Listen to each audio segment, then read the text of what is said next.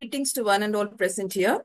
On behalf of Institution of Green Engineers, I welcome you all for Earth Day themed Our Power, Our Planet Conclave and Partners Meet of ABR, WRCA and OWR World Record Certified 55th Earth Day Indexed 4th edition of IGEN ENERGETHON 2025. Today, we come together not just as a professionals, leaders, students or citizens, but as stewards of the only home we have, our Earth. This year's theme is a powerful reminder of the connection between human potential and planetary health. Our power symbolizes the influence each of us holds to effect positive change through innovation, advocacy, education, and action. Our planet is our shared responsibility, a living system that supports all life, but one that now needs our urgent care and commitment.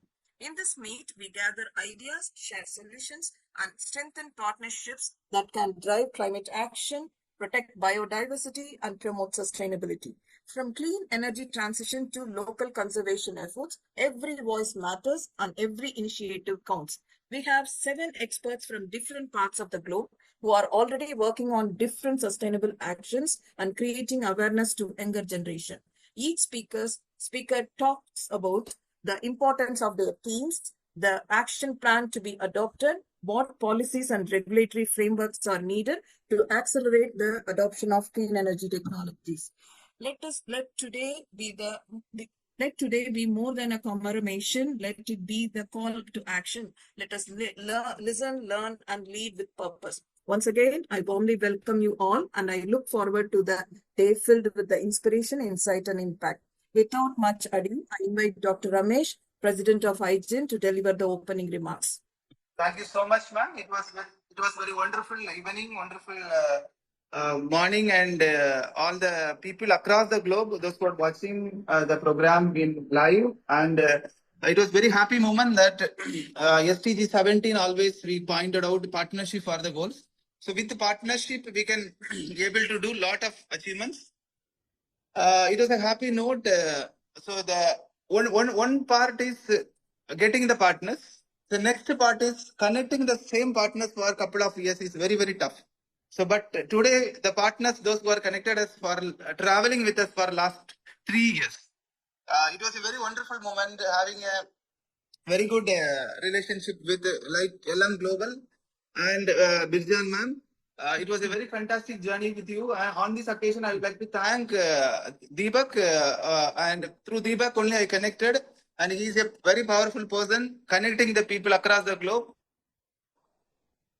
A very fantastic journey. Not only that journey, through the LM Global, we had come out with the partnership with the various programs in which one the JUC Awards, IGEN also part of that, and because of that, till now, 7 of our IGEN members got award and appreciation from through LM Global. It means that the cash award. It was very, very, so the people, the family in the particular home was very happy, stating that they received the award, and even one guy, he was very passionate that he want to create a account because he is going to receive the first award prize money like that. So that emotional thought which I am seeing that, and it was very happiness for that. So it means that we are doing something for the society. So that is what the happiness partnership play a very big role.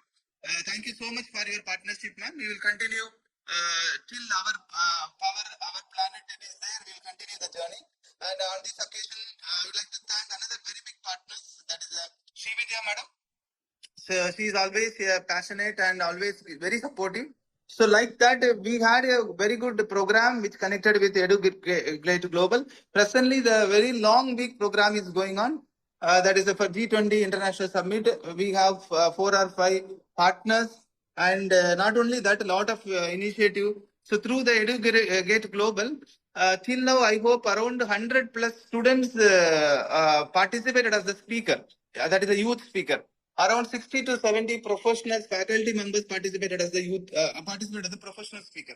So it provided a lot of impact with the academic thing.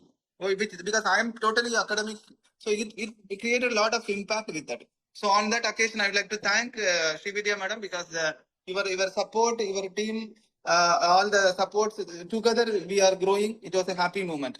And I'd like to thank our big thanking to Prithvi Grokar, our CEO and our friend P.S. Kumar sir. Sir is our Prithvi Grokar is our sponsor last year, this year. Not only that, sir is our mentor also. Always sir will pointed out that pointed out a lot of things whenever we are missing something, whenever we are going little track against that, immediately sir call Ramesh, you please change the poster, do this kind of actions like that. Thank you so much, P.S. Kumar sir, and for your motivation, for your support. Today we are moving towards a very good occasions, very good journey which we are coming out with. And I would like to that is Renuka ma'am, GSFN. And I hope still I remember Water Day, madam. We invited madam through LinkedIn only. And so Water Day, madam as the chief guest. And so we had initially started the journey like that. And whenever we had another one event collaboration also. And the journey continues. And madam already communicated for the MOU, but we are delay in processing that. So we will do that and get it involved in all the activities what ma'am is doing. Lot of activities. Thank you so much, ma'am, for your connectivity. And another big, very big thanking to Rania ma'am. So Rania ma'am also, I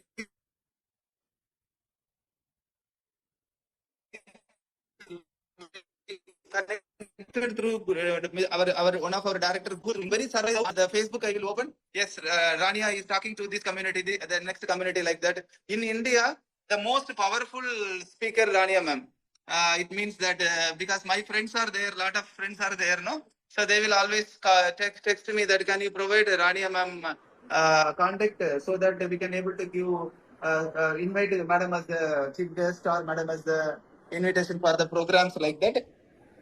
So it means that so the volunteering is very very important because how much time madam is involving in this volunteering without your money, that is very very important. Not only madam, all are volunteering without any single money, but the whenever we can able to see lot of program and super ma'am, so you are doing lot. And I am happy that you told that you are going to come to Chennai ISRO very soon. So very soon we are going to meet together.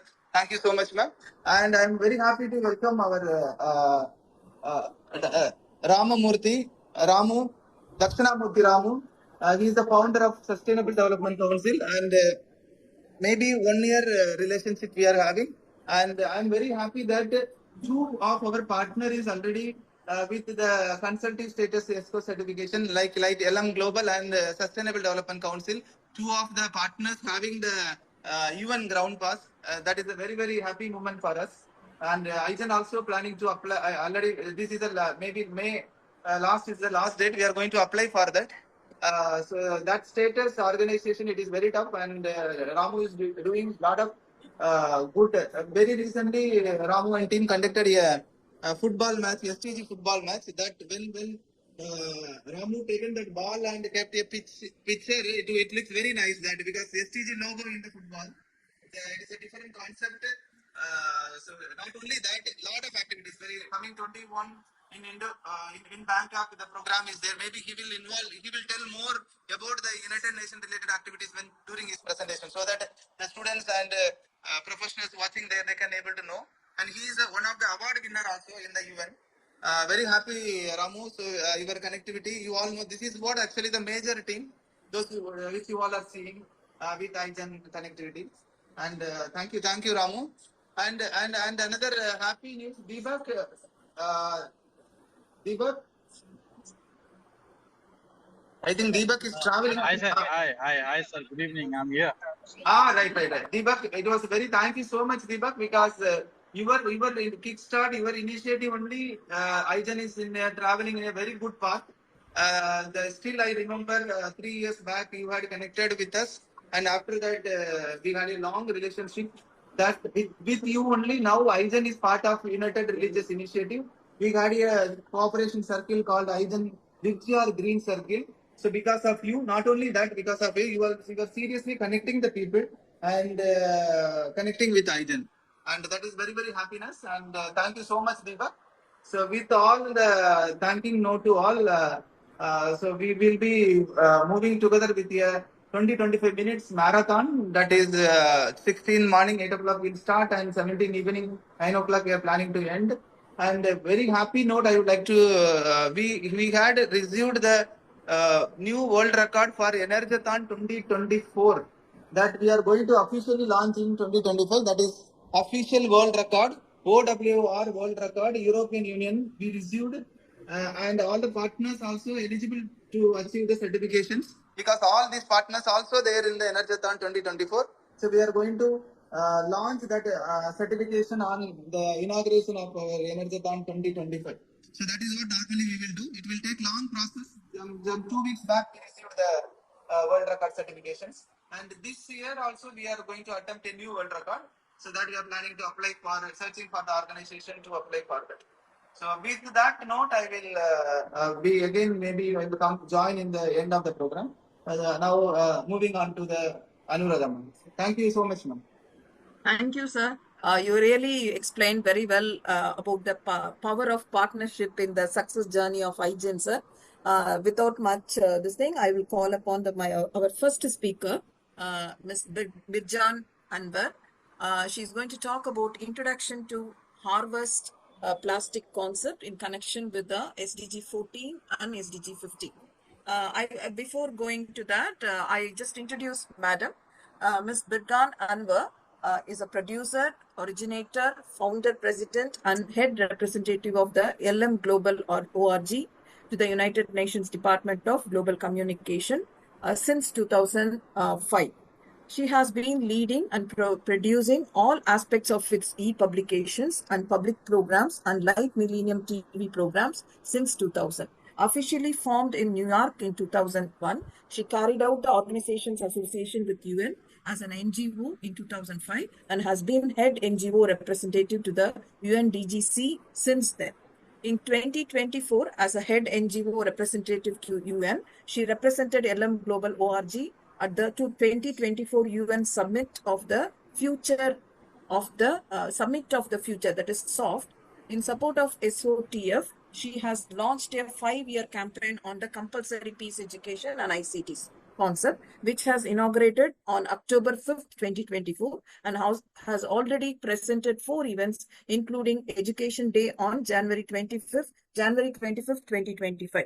Currently, she is working on the side event on behalf of the Light Millennium Global as a specially accredited NGO to be presented in the margins of the United Nations 2025 Ocean Conference in Nice, France, on June 9 to 13, 2025. Further, Birjan is a Peace and Goodwill Ambassador for Anuviba, based in Jaipur, India, to the UN. Furthermore, she is a recipient of various national and international awards and recognition. Author of 4 Turkish and 1 English book in print, including Hope Never Fades.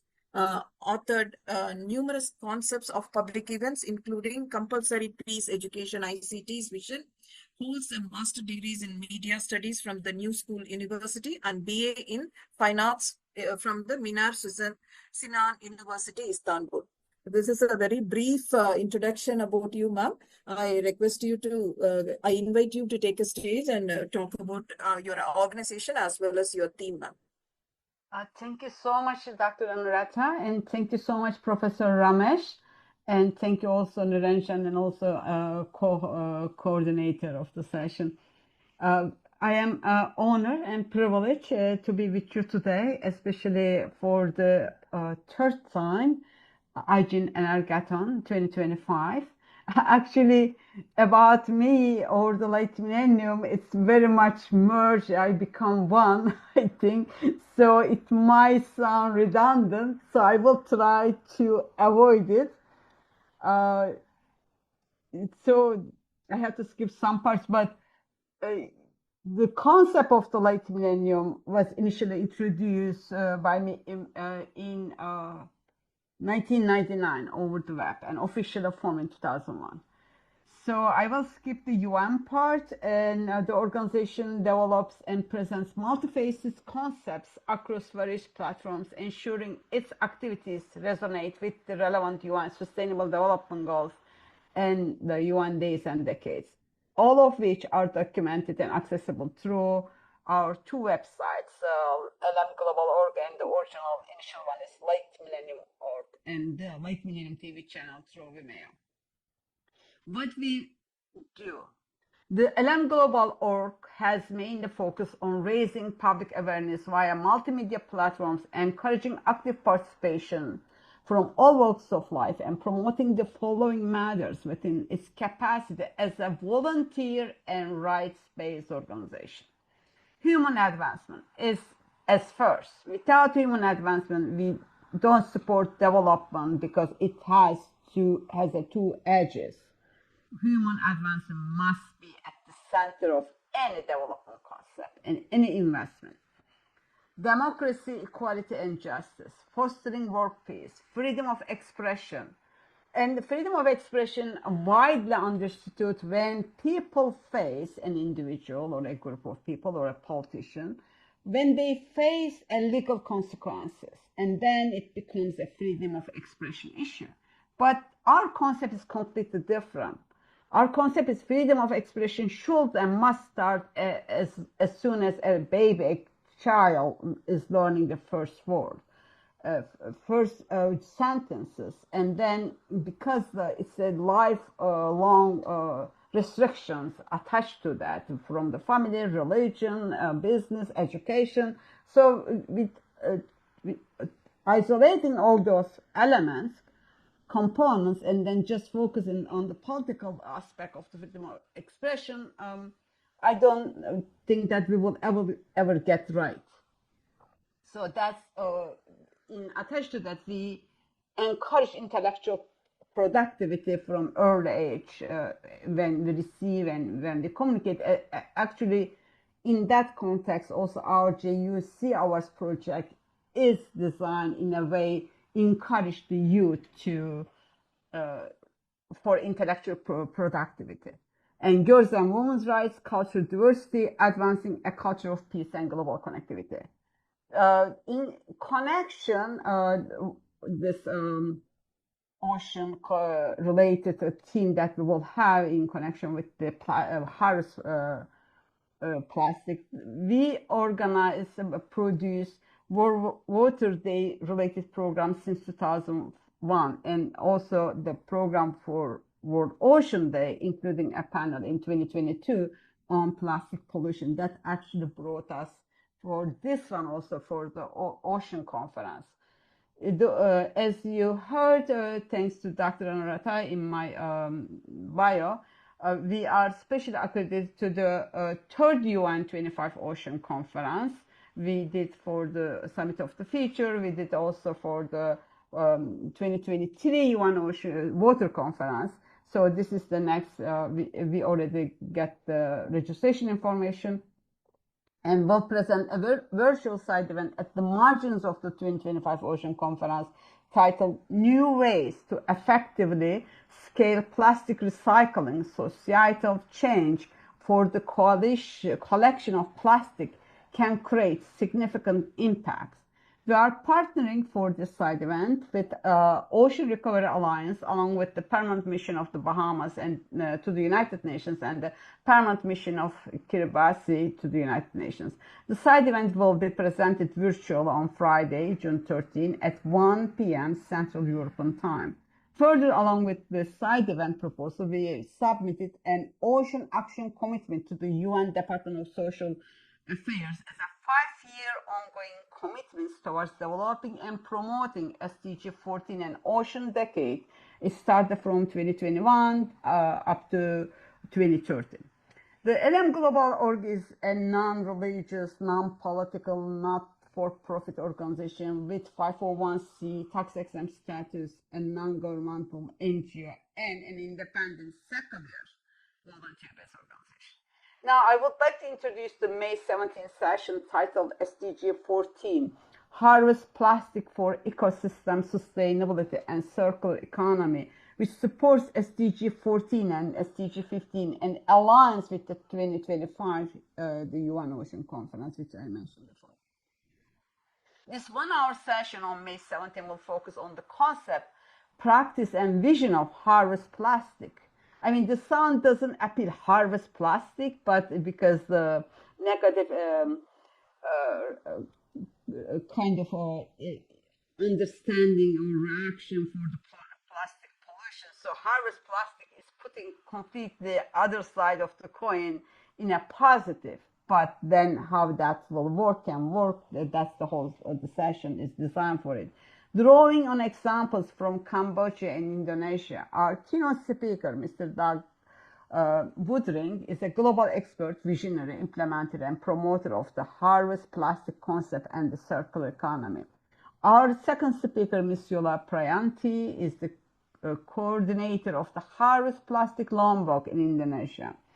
Our youth high school student speaker, Mr. Harish Guyani, will present his vision for a plastic waste processor machine. Actually, he is our special award winner in the innovation category at the JUSC, and it is exact fitting with the 17 concept. That's why I invited him, and he is happy to join us. And our session coordinator is, of course, all you know by now, Dr. Anuradha Tim. The harvest plastic concept originated, as I mentioned, from impactful work in Cambodia and now thriving in Lombok.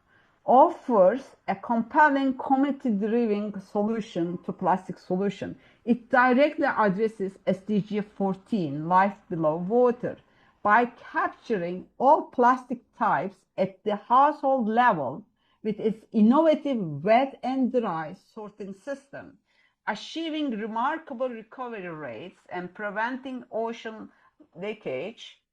Furthermore, by eliminating open burning or dumping in the water, and or it also goes to the water resources and ocean after any rain. This initiative significantly contributes to the SDG 15 life on land as well. This concept is particularly supportive of SDG 14 Target 1, which states by 2025, prevent and significantly reduce marine pollution of all kinds, particularly from land-based activities, including marine debris and nutrient pollution. Of course, the targets in terms of timeline, impact of the COVID, everything is flying back, not forward. We hope that UN will able and the countries will be able to close the gap by 2030. Let's also look at the relevant targets of SDG 15 life on land. Protect, restore, and promote sustainable use of terrestrial ecosystems, sustainable manage forests, combat desertification, and halt and reserve land degradation, and halt biodiversity loss. Specifically, Target 15.1, to ensure the conservation, restoration, and sustainable use of terrestrial and inland freshwater ecosystem and their services, in particular forests, wetland, mountain, and dry lands, in line with obligation under international agreements. In general, there is kind of perception by the UN or some different organizations or stakeholders as if, let's say, water issues, SDG 6, and as if SDG 14, life on underwater, and SDG 15, life on land, are completely separate issues. In terms of the organization level, not really, because all targets are interconnected. So what I'm trying to say is, when we talk about SDG 6, water, hygiene, and clean water, and when we talk about SDG 14, underwater, life underwater, so it's all connected because, and in connection with SDG 15, life on land, anything we do on this earth, anything we step on, it ends up in all our water sources and ends up in the ocean. So we both pollute the land and life in the land and pollute the air, and then it goes in our drinkable water sources and underground water sources and the ocean. So I can kind of think one goal, even one target alone, it is really like skin and bond that you cannot isolate them in one way or another. They are all interconnected and they all impact our daily life, and whether for the worse or for the less. So join us to explore how this model offers tangible pathways towards a global circular economy and complements the ongoing efforts of the UN Plastic Treaty. This was not the case in 2022, but now it's in the process, showcasing a powerful synergy between community action and ecosystem sustainability. The Light Millennium Organization had a virtual panel in support of the UN A/res/63/111 for the 2022 Ocean Day on June 7th. The resolution I read, it is for the UN, the World Ocean Day by the UN. This panel highlighted a remarkable journey by Erdem Rich Ocean Ambassador Ocean Recovery Alliance on the ever-increasing and threatening plastic pollution in our oceans and ecosystems. This session contributed towards the 2022 Ocean Day's theme, revitalization, collective action for the ocean. Along with Erdem Rich's remarkable journey he took from California to Philippines, the session presented a panel of voices from the field, academia, diplomacy, and non-governmental organizations. It is critical to remember that of the 380 million tons of plastic produced worldwide annually, an estimated 8 million tons leak into the ocean. This is really based on 2022. There are different stats and figures, but this is at least it was by the UN resources in 2022. And we will hear the updated information by Mr. Woodring next week. Plastic production is projected to triple by 2050, with a 30% annual increase in plastic reaching the ocean. Tragically, used masks due to COVID-19 are a recent source of ocean pollution. The 2020, I mean, there were so strange reference about those plastic masks, like 15 million merge with the earth, oceans. So it's there are always worse scenario. 15 million years. It's just then why we had that, why they put in the market for the first place, or why they made us to use it. If it's not gonna if it's going to create the pollution in our environment for 50 million. It just doesn't make sense. Anyhow, just let me know.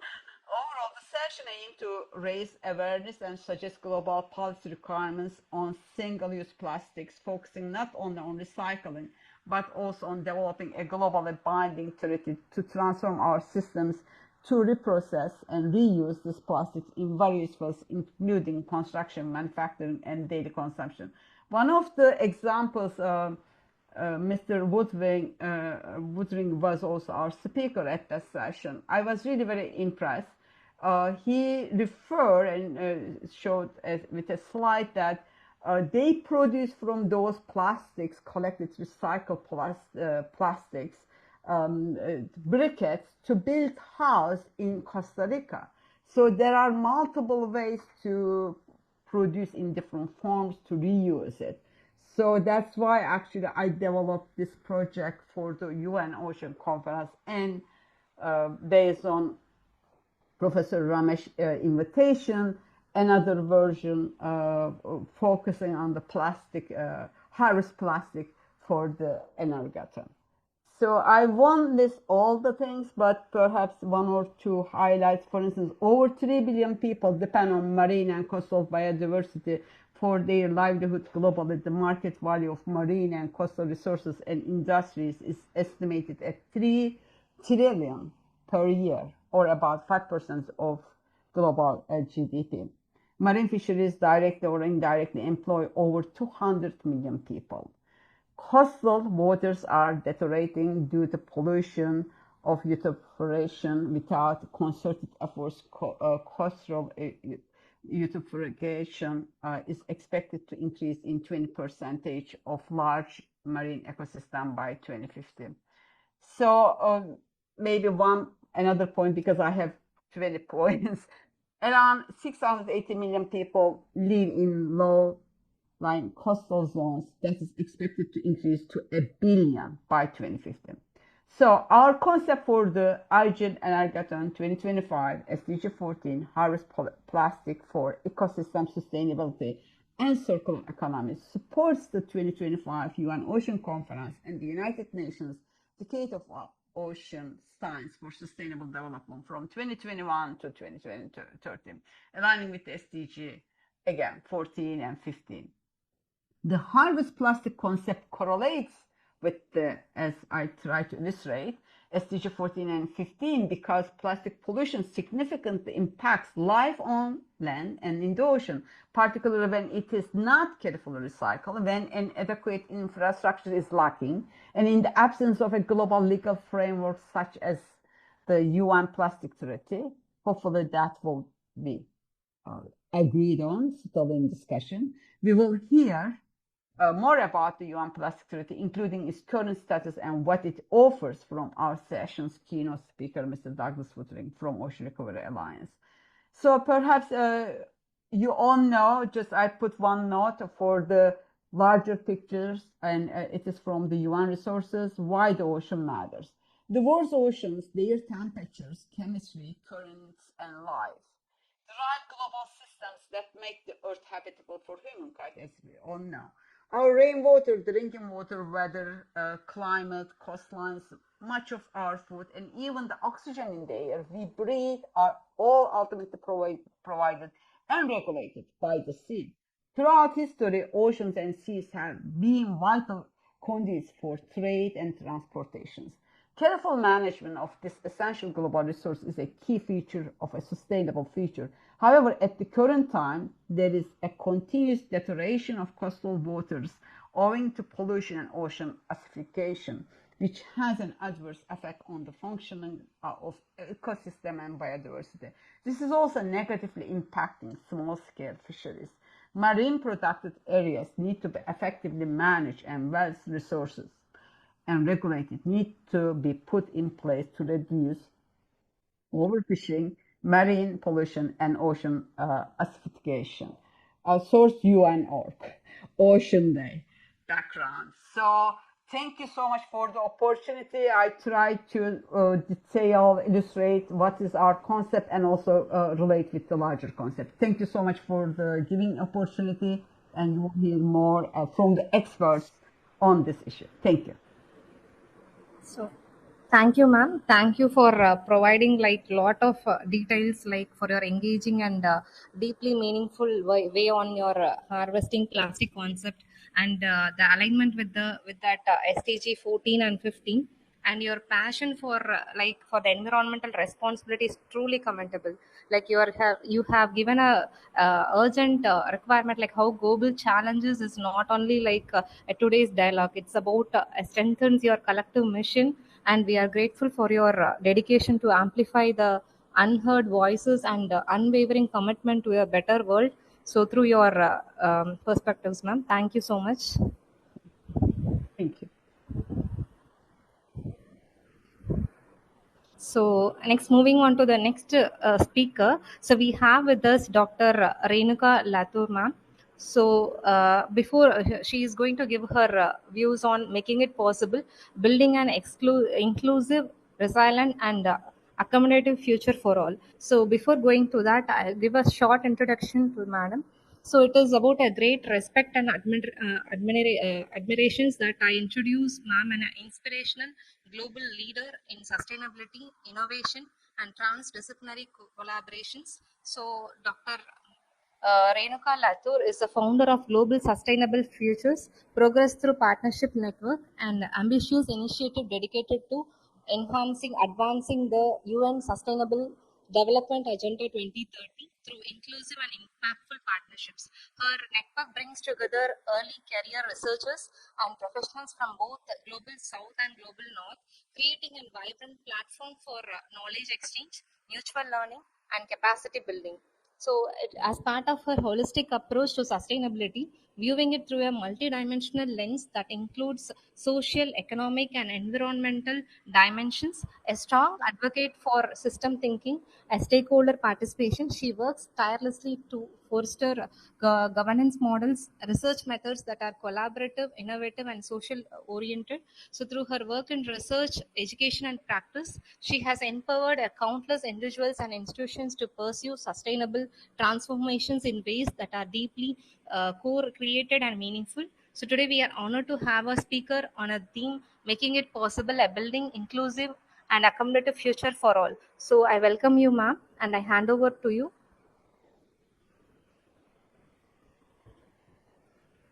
Thank you so much. Thank you.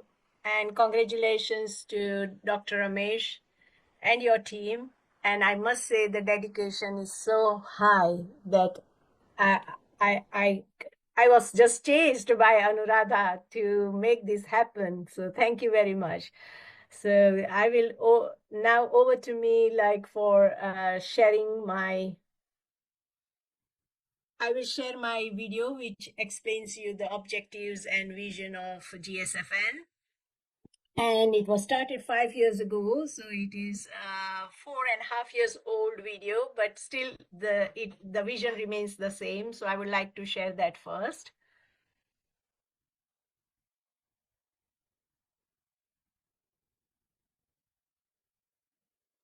Niranjan, are you there? Yeah, I'm here. She needs to play a video. Yeah, she can able to play, ma'am. Yes, thank you.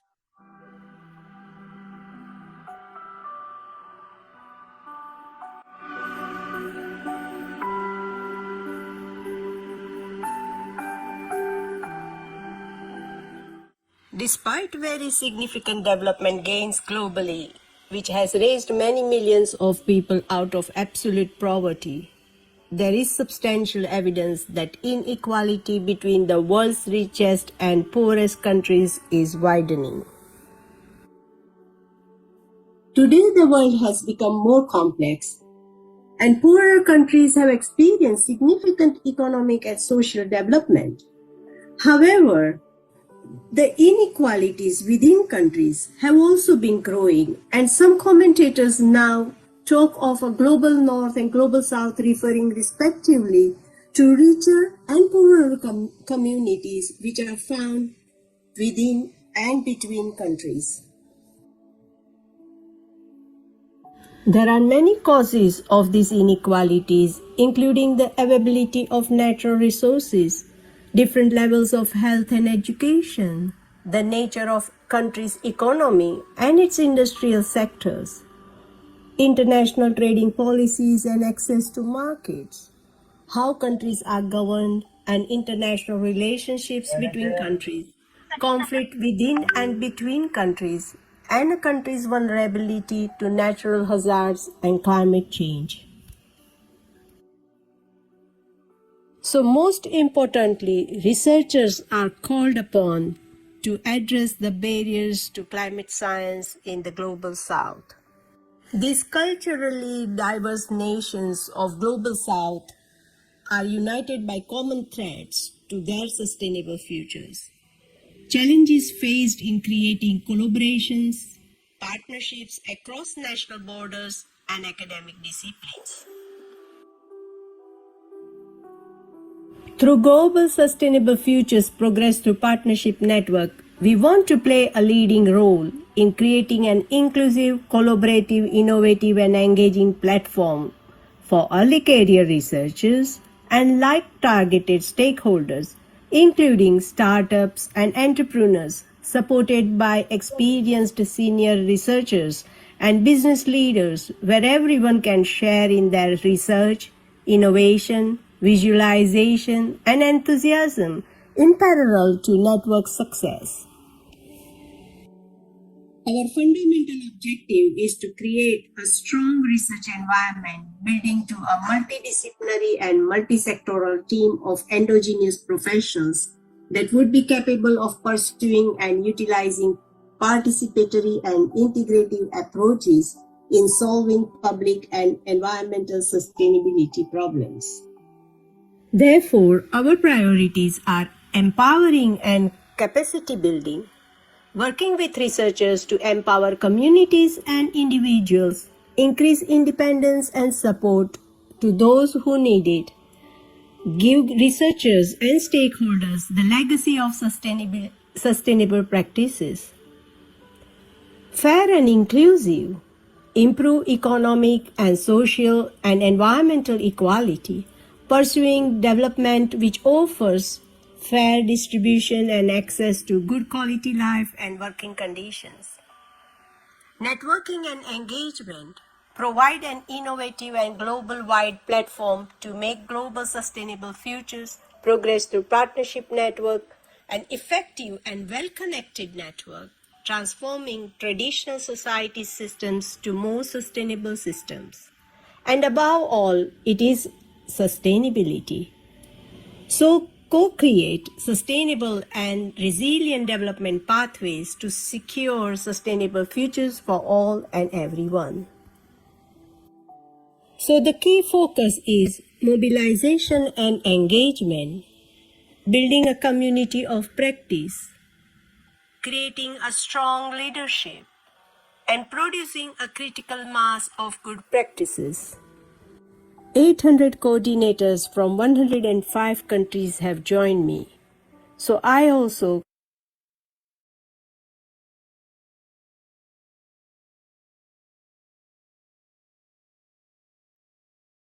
So thank you for listening. And as I mentioned, this was old video, but still, I would like to share something more that what we are doing now.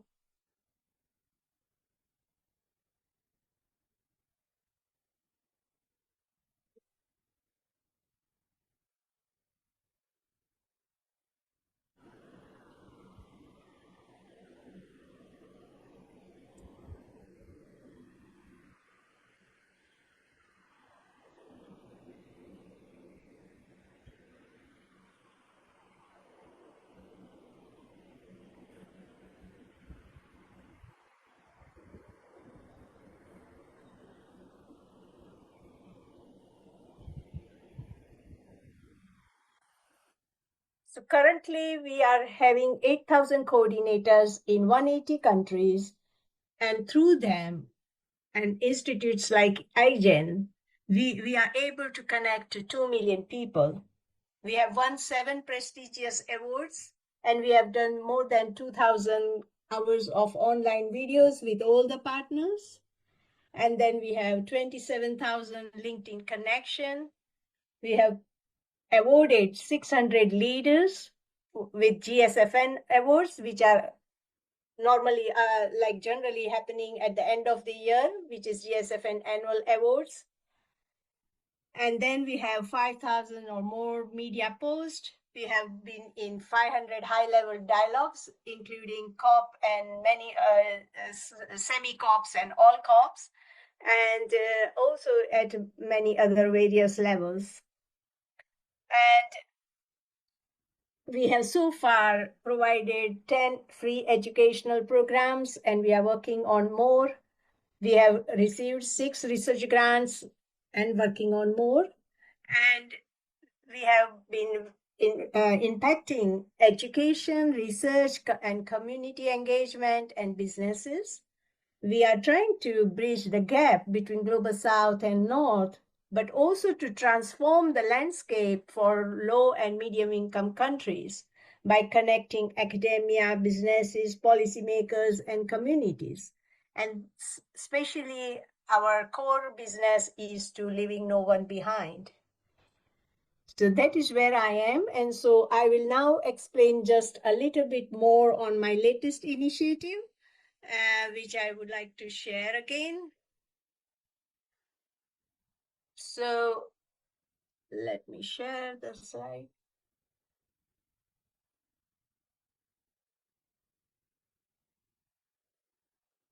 So there are many initiatives that we are been doing in several different sectors and so on, but this is the latest one which I would like to share. And this is Farm Carbon Africa. It is focused on Africa because 80% of people are either directly or indirectly in farming in Africa. and it has a potential actually to do sustainable farming, and and also have been challenged by the growing population and also scarcity of food and so on. So we need to make sure that Africa is food secure, but also allows more employment and better practices through farming. And that is what it is, and we are calling for all. And that is where I thought that my presentation should be making it possible. And this is a very unique idea. We have shared with first we had like a few people who were involved in initiating this idea, and everyone thought that yes, it is a good one, and we are really having a good time, except like people are accepting these ideas, and we are having good time of uh, rolling it out. So what does it mean? That our objective is to empower, smallholder farmers across Africa by integrating global carbon markets and facilitating generation of carbon credits through sustainable agriculture products and practices, and make the farming, or you say Africa, climate resilient through regenerative and nature-based solutions. It is about enabling farmers to benefit financially, but also to promote climate smart agriculture practices and to create a long-term carbon market participation for them, and to drive sustainable economic growth. So we are ensuring that our commodity market should become a fair pricing, should allow fair pricing by providing direct market access to the farmers, and improving financial inclusion, enabling farmers to access loans and investment opportunities, and enhance their transparency and traceability of where the trade is flowing, in a sense of making more sustainable supply chains, and streamlining the trade with efficient digital transactions, and integrating climate benefits, allowing farmers to earn carbon credits and leverage real-world data to empower decision making for farmers, cooperatives, and other policymakers. Our target is 20 million farmers, which is not so huge. It is compared to the number of farmers in Africa, but still, I think the pilot is good enough to impress or to test the idea. So what we are doing is that we are engaged in Zambian Commodity Exchange Platform, which is a dynamic digital commodity exchange platform, and it has already worked on this. It also has, it has experience of providing this end-to-end solution of trading digitally for farmers in Zambia and Zimbabwe and one another country. And we are now liaising them to increase its spread around Africa. But also there are few other commodity exchange platforms whom we are engaging and we are bringing together. And it is not only our intention to do so, many others are also looking forward to make this happen, such as Open Trade Africa Market. They have already signed an agreement between all these commodity exchange platforms from different parts of Africa on this year, 25th of March. So it is a real need for market trading agencies. It is a need for even the governments, because they have to know what trade is happening and how it is happening, and also for farmers and cooperatives who are, or even government who are exporting their commodities to European countries, where European countries are asking for traceable supply chain. And so it is very important that we contribute to this and facilitate this for many interested parties. So what will happen that when these farmers are introduced to digital trading platform, they will be introduced to the digital world. They will be trading in digitally, meaning that they will have transactions that are seen digitally. They are transactions that are so there will be a digital banking, and the clear transactions seen by the bank would allow them to get opportunity to get funds and grants from the bank. And in that way, we will have some influence on their affordability. I mean, their income. They will be able to get the opportunity of funds in an investment.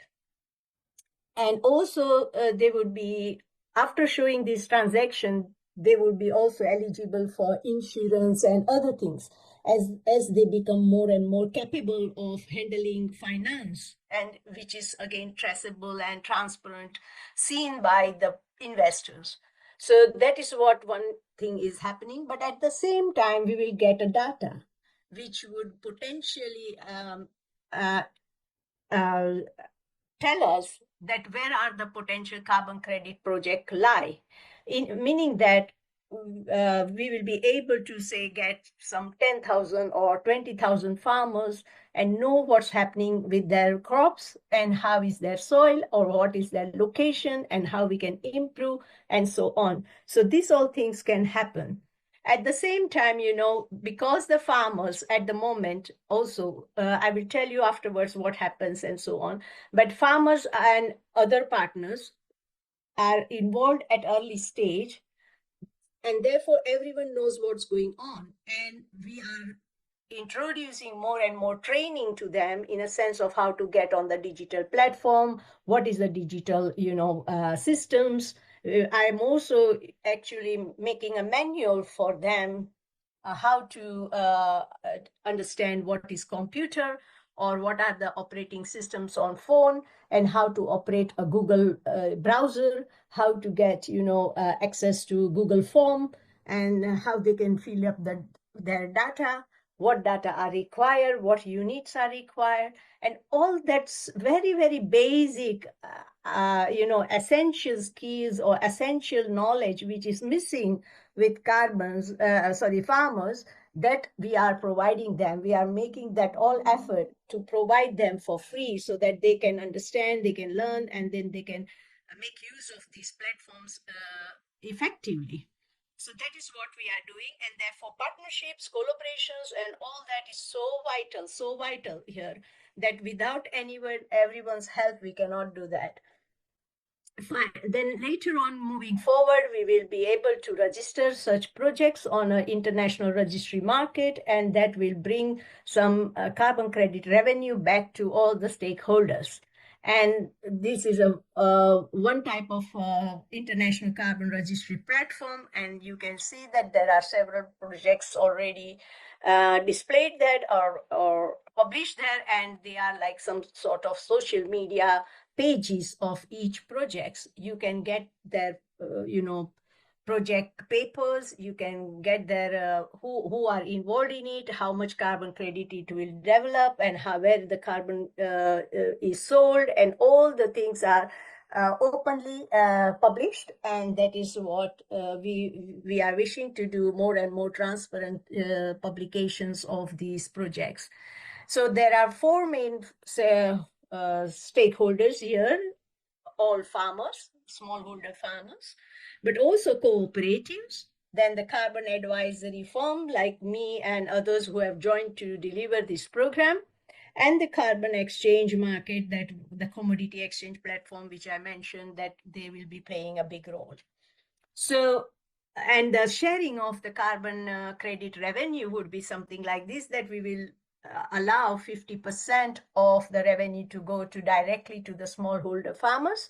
Cooperatives will get 10% of it, and the developers like us will get 25, who is quite a big consortium, and then carbon exchange will get 5, and then we have a 10% buffer to manage any risk or to invest in new projects.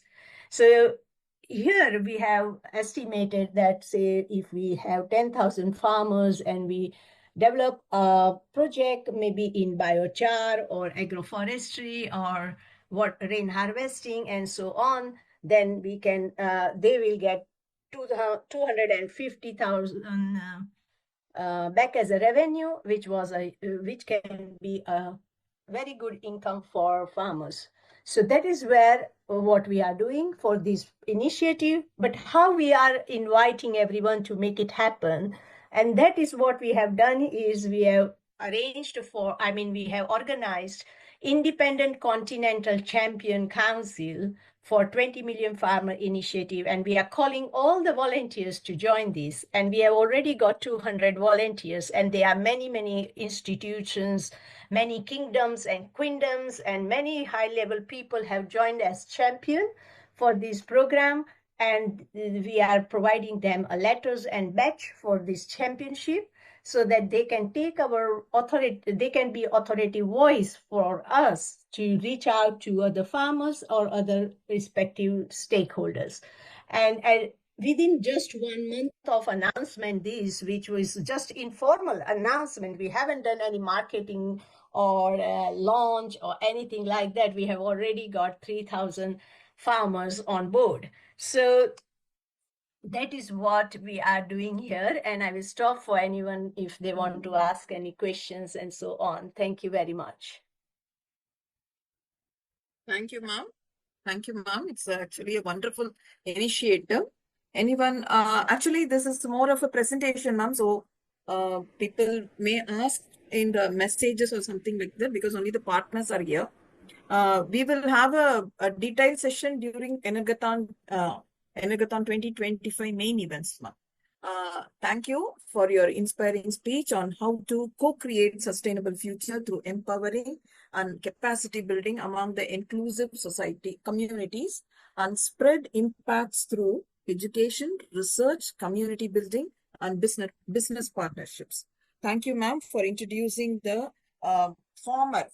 introducing innovative and unique farmer initiative. That's a Farmer Carbon Africa, to empower indigenous and smallholder farmers digitally. Thank you so much, ma'am. We look forward for your main session in the main event. It's a 1.5 hours event. We are really looking forward what you're going to bring. Thank you, ma'am. Thank you for accepting to deliver a speech here. We will call the next speaker. Our next speaker is Dr. P.S. Kumar. He's going to talk about the importance of mechanical plastics recycling. So before I call him, I just introduce Dr. P.S. Kumar. He's here for many years. So Dr. P.S. Kumar is a seasoned industry expert with over 36 years of professional experience, spanning global organizations such as Larsen & Toubro, Fiat Industrial, CNH, and currently serving as Group CEO and Executive Director of Prithvi Grow Care Private Limited, specializing in business and management consultancy. Dr. Kumar holds multiple prestigious qualifications, including BE, ME, MBA, PhD, and FIE.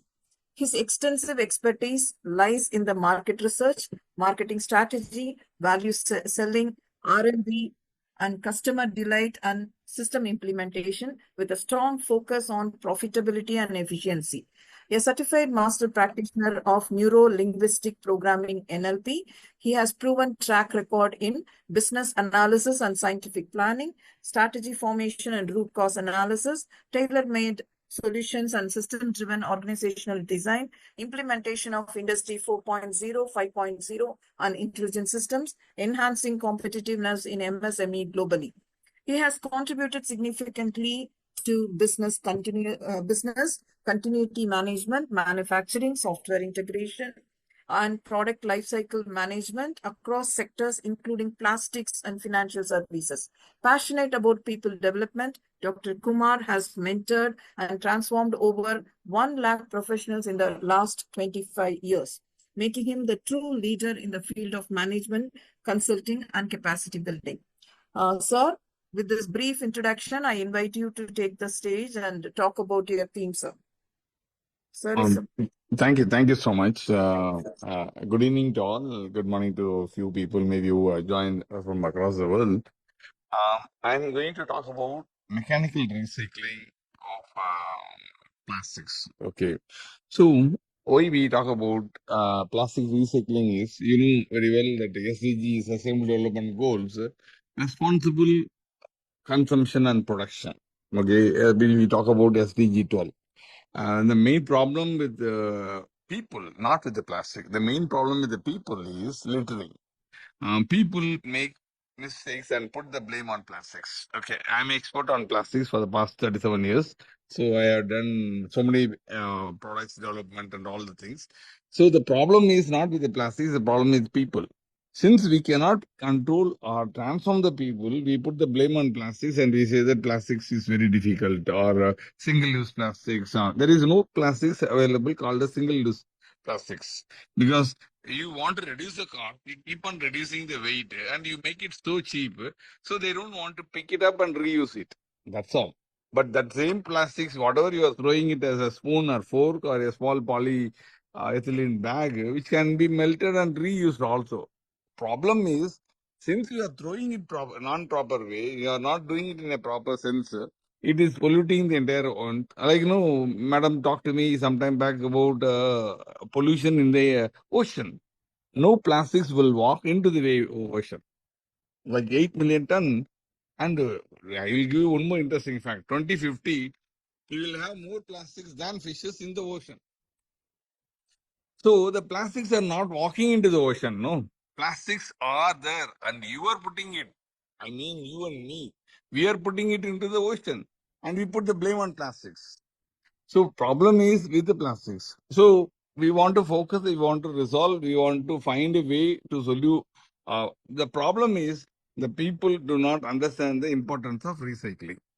The importance of recycling, see, mainly if you take recycling, there are two types of recycling.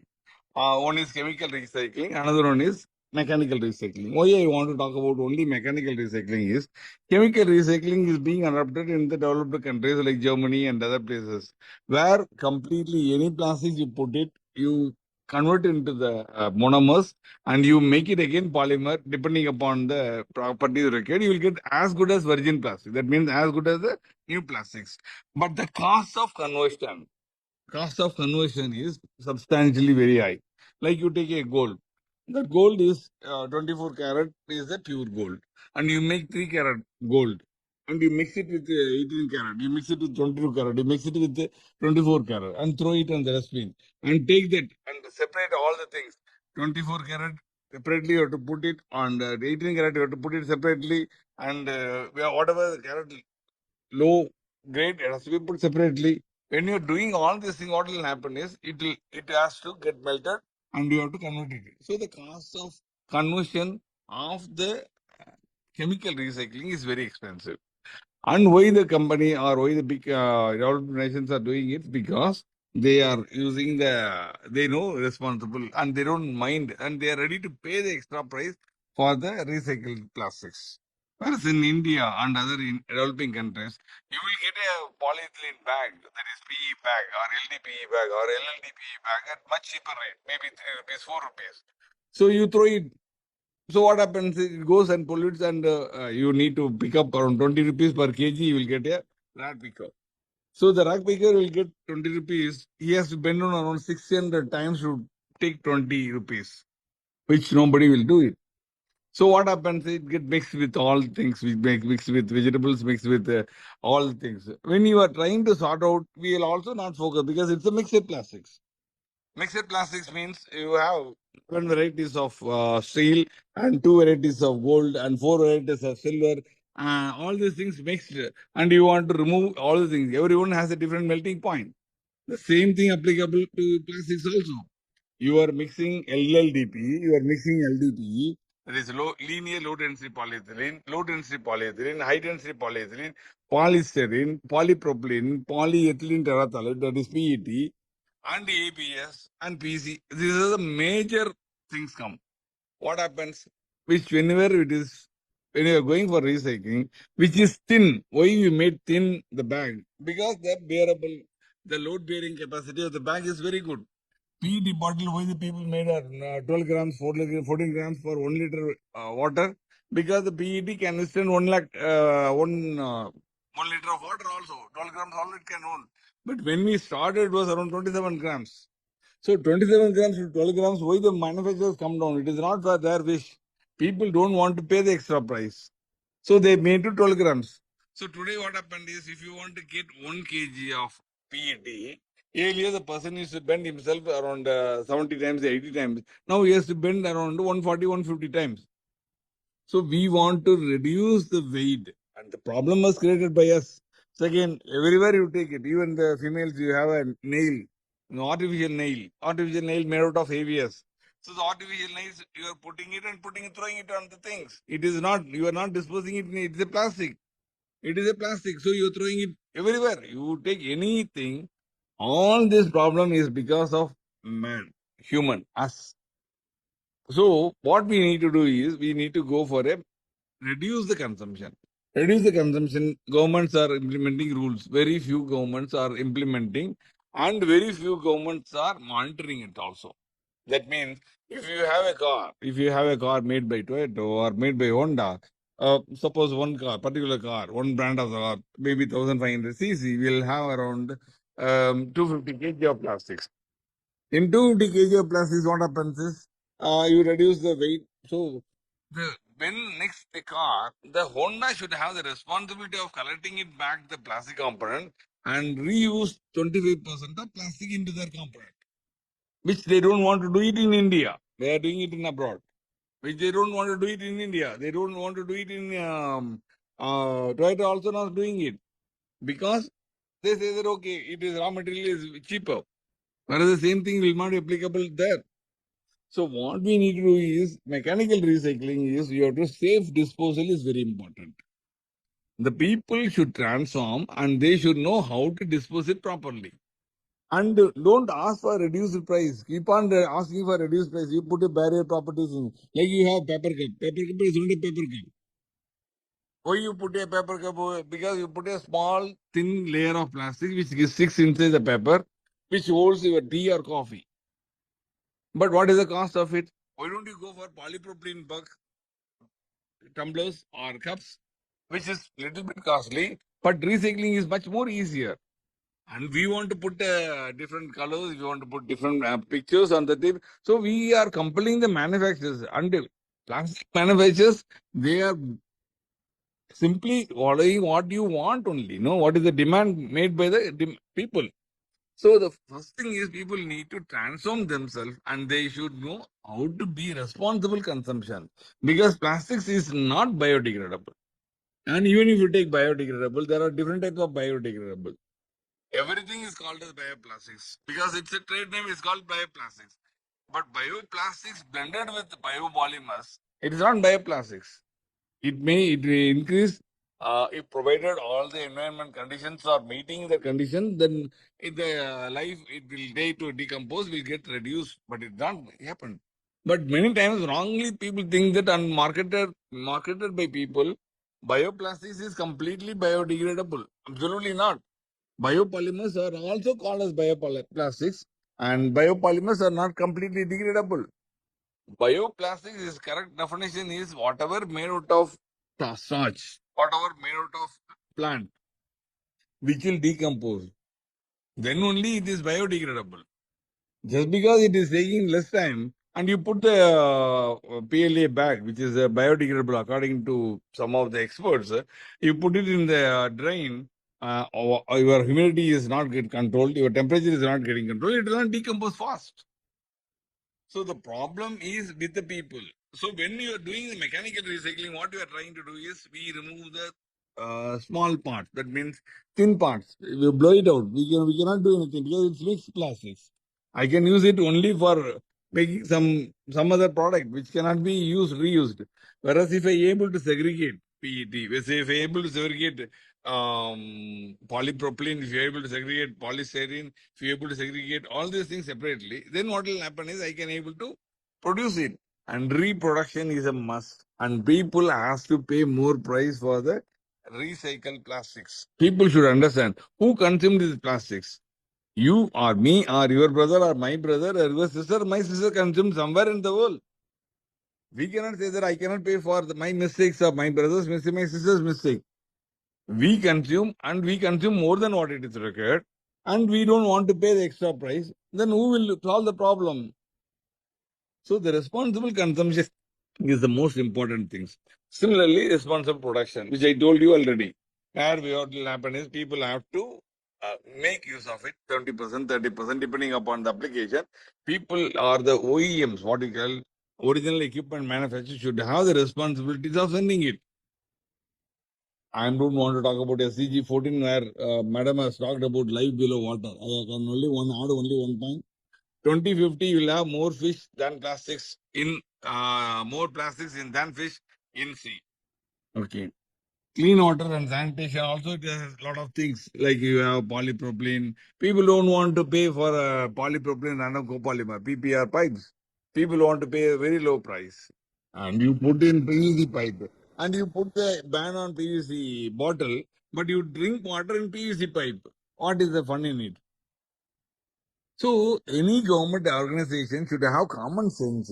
When I'm banning PVC bottle, how you can allow PVC pipes to be produced? And I call it as a random PVC or UPVC.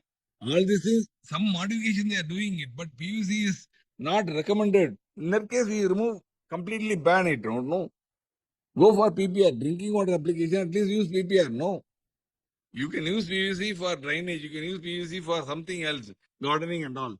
And you put the blame on bioplastics and put the blame on microplastics, nanoplastics. Microplastics, nanoplastics are not created by themselves, no. Microplastics, nanoplastics are created by you and me and us. And we put the blame, simply we put the blame on plastics. As a person, we cannot blame a material which was developed and designed by us. So, very important thing is you need to reduce your consumption and reuse the products. Reuse the plastics in a proper way. As long as if you are segregating separately, it is easy for the people to convert and produce the component, which will substantially change on climatic action.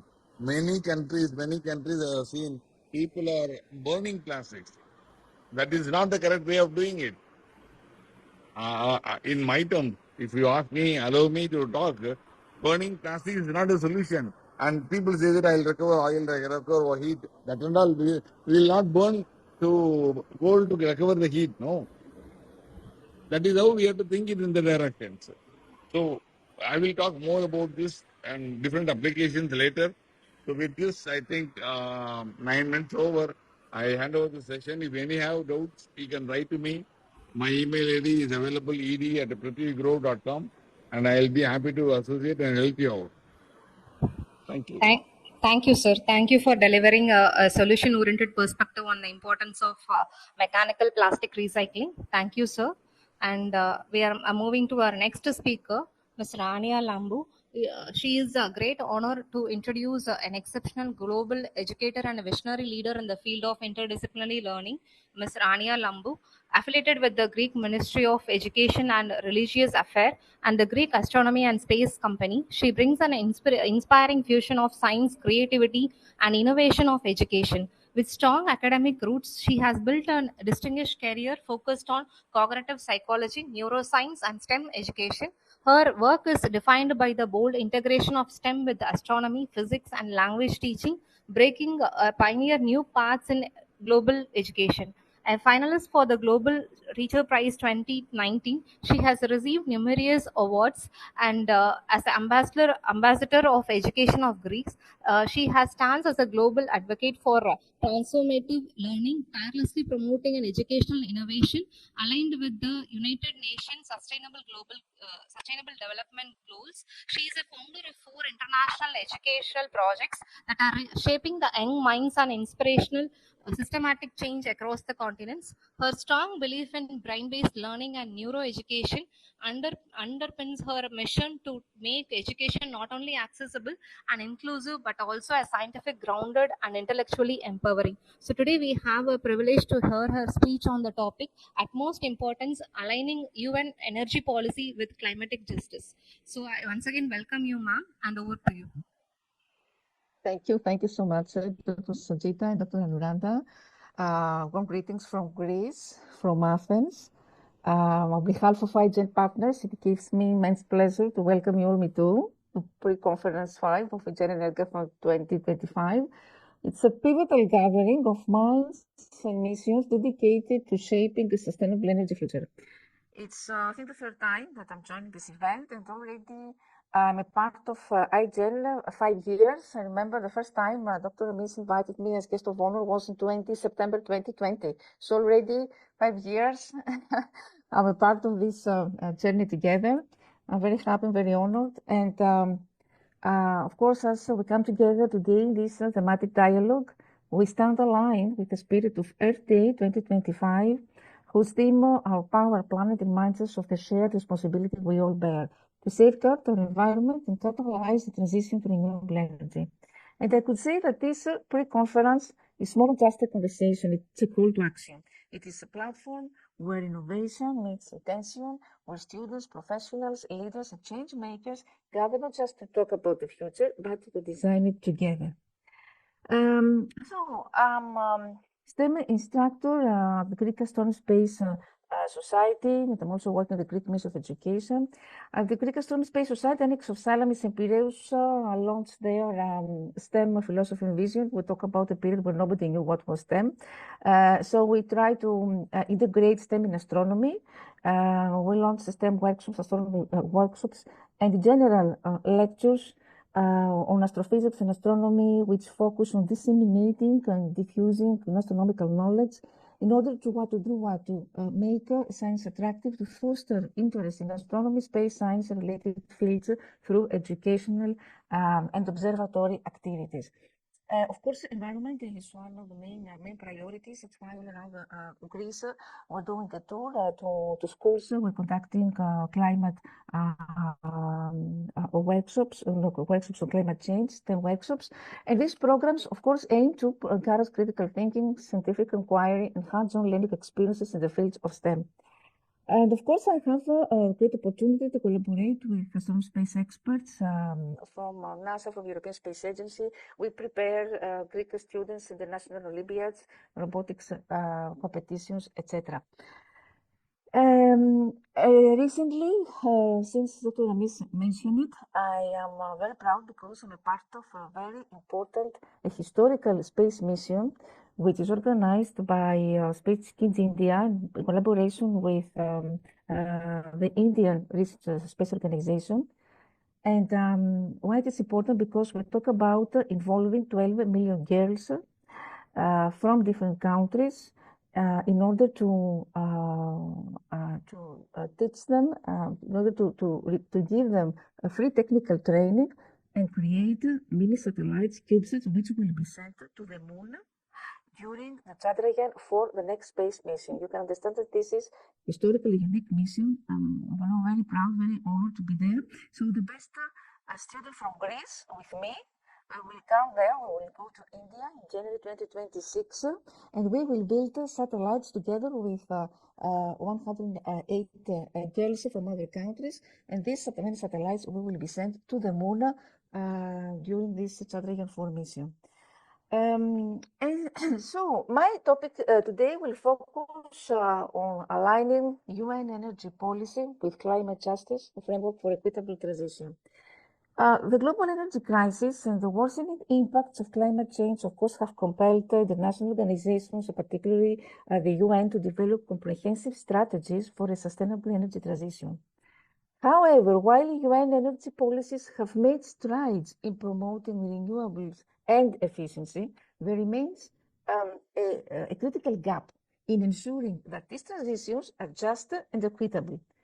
climate justice, the principle that those least responsible for climate change should not disproportionately bear its burdens, must be at the heart of any global energy strategy. Therefore, aligning UN energy policy with climate justice means moving beyond bureaucratic solutions in order to address systemic inequalities between the global north and south, among marginalized communities and across generations. What's the UN role now in global energy governance? The UN has long positioned itself as a central actor in the national climate and energy governance. Initiatives like Sustainable Development Goal 7, the UN Framework Convention on Climate Change, and the high-level dialogue on energy provide platforms for collaboration, for monitoring, and accountability. However, while these initiatives, of course, advocate for clean energy access, they often fall short of addressing how historical injustices, colonial legacies, and economic inequalities affect energy access and vulnerability to climate change. A shift is needed, a shift from a universalist, I would say, policy approach to one approach that embeds justice as a foundational pillar. A just energy transition means more than reducing carbon emissions. It means correcting historical imbalances in resource access, decision-making, and development. And for many communities in the global south, access to energy remains limited, while climate impacts worsen due to emissions they did little to cause. So aligning a UN energy policy with climate justice involves prioritizing these communities through inclusive policy making, equitable financing, and the redistribution of technological resources. We need to understand the climate justice in energy policy because climate justice actually reframes climate change not merely as an environmental problem, but as a social and ethical issue. It emphasizes what we call distributive justice, fair share of benefits and burdens, what we call procedural justice, inclusive decision-making, and recognition justice. What is recognition justice? Acknowledging diverse identities and vulnerabilities. So in the context of energy policy, this means ensuring the transitions away from fossil fuels do not exacerbate poverty, displace indigenous peoples, or exclude frontline communities from decision-making processes. For example, while solar and wind technologies are increasingly deployed, they often benefit urban elites or multinational corporations rather than rural or indigenous populations. Additionally, large-scale renewable energy projects, which I can tell you definitely that in Greece, in my country, especially the project about wind turbines has failed. There are many news about this, so we can discuss for hours anyway. Large-scale renewable energy projects can replicate the same extractive and colonial dynamics as fossil fuel industries, such as land grabbing or labor exploration. Aligning energy policy with climate justice requires robust safeguards to prevent all these outcomes. And the challenges, of course, the barriers that hinder the decrease of climate justice into UN energy policies always have to do with unequal power dynamics. For example, countries in the global north often dominate climate negotiations and set terms for finance and technology transfer, sidelining the needs of the global south. If we talk about market-driven models, many UN-endorsed energy strategies rely on market-based mechanisms that actually prioritize profit over people, make it difficult to ensure fair access or community control. Another barrier is related with funding gaps because climate finance pledged to support just transitions in low-income countries remains inadequate and unreliable, undermining trust and implementation capacity. And data representation because marginalized voices are frequently excluded from energy planning processes, and insufficient data on local energy needs and social impact hampers justice-oriented policymaking. So what are the pathways towards a just energy transition? In order to align UN energy policy with climate justice, would suggest these following reforms and initiatives. First, inclusive governance.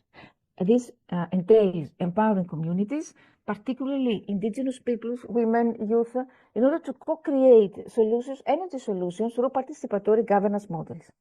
Second, equitable financing. Increase grants-based climate finance and prioritize funding for community-owned renewable projects, energy cooperatives, and local capacity building.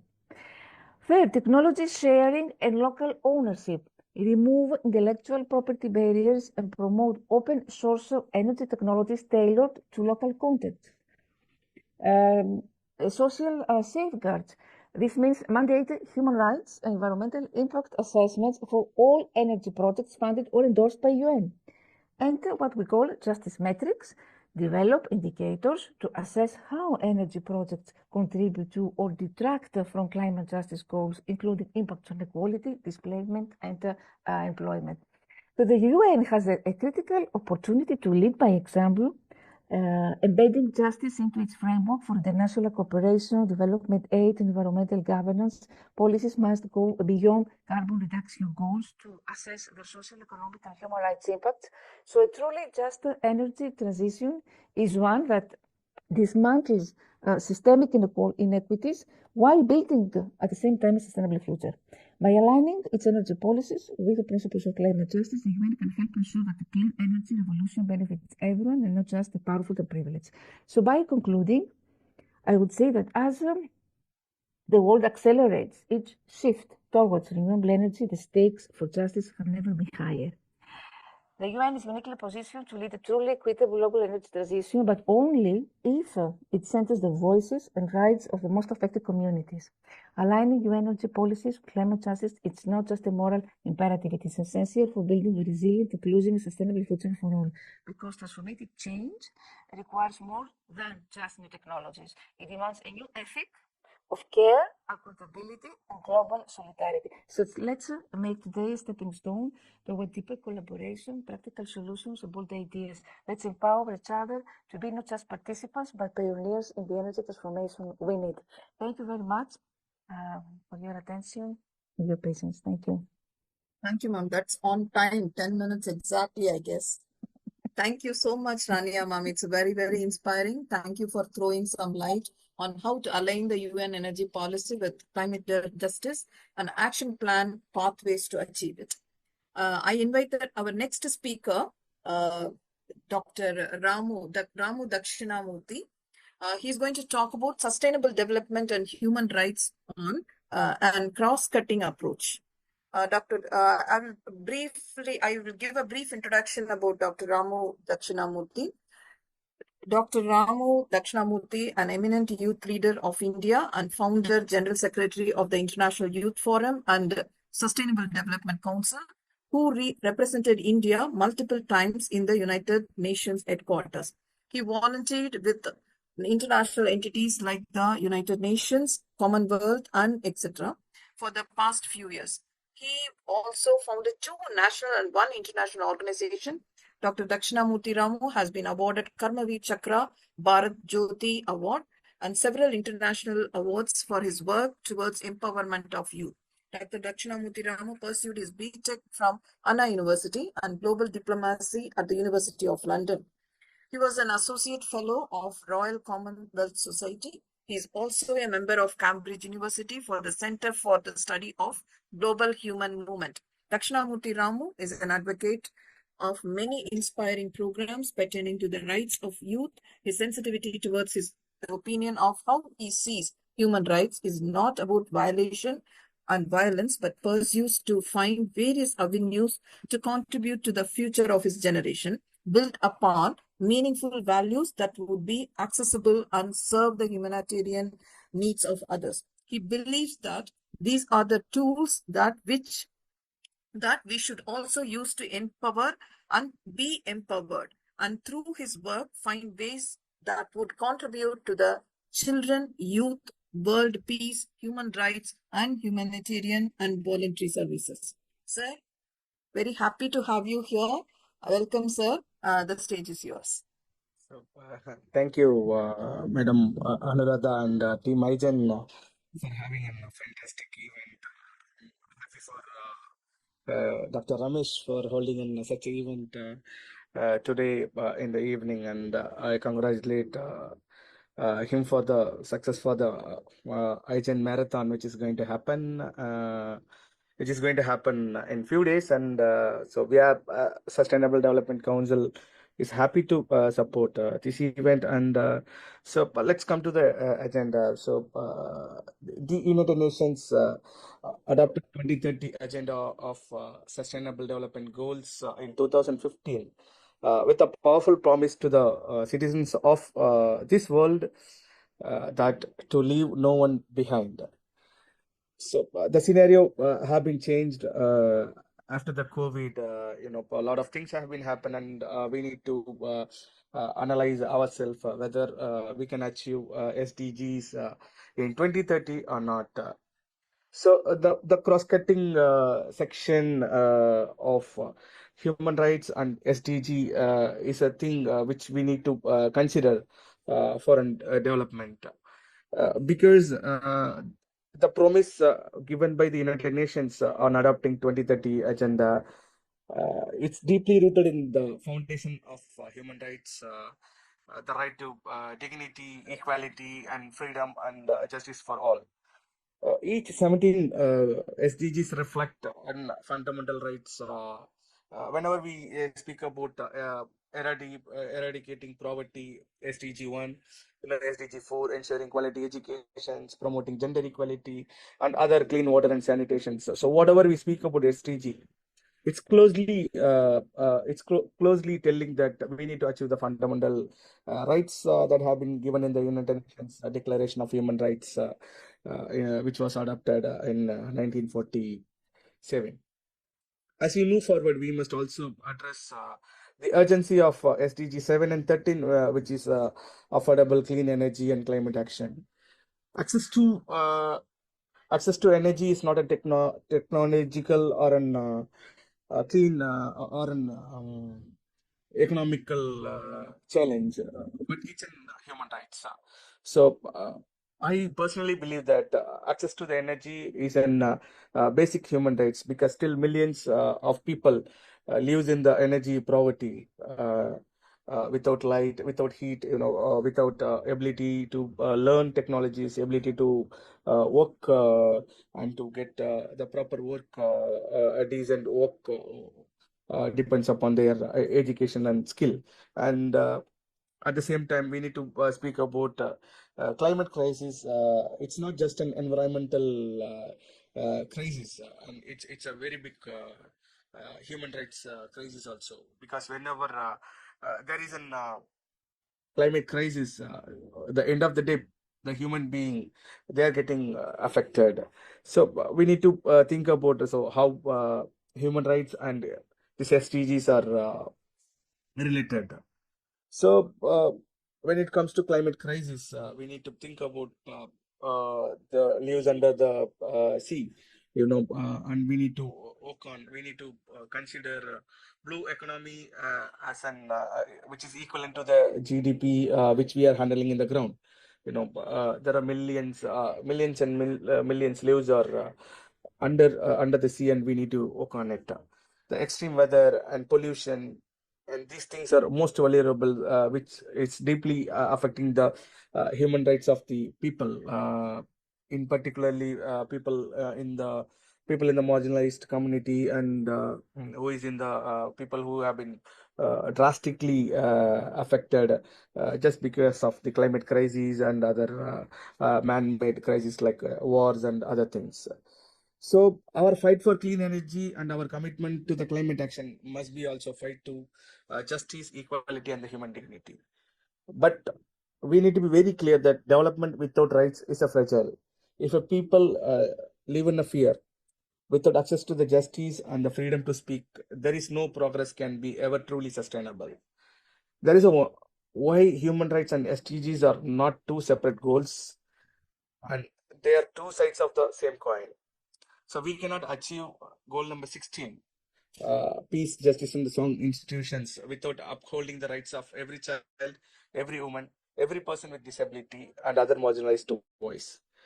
And we cannot claim success if the discrimination, inequality, and exploitation still flourish in our societies.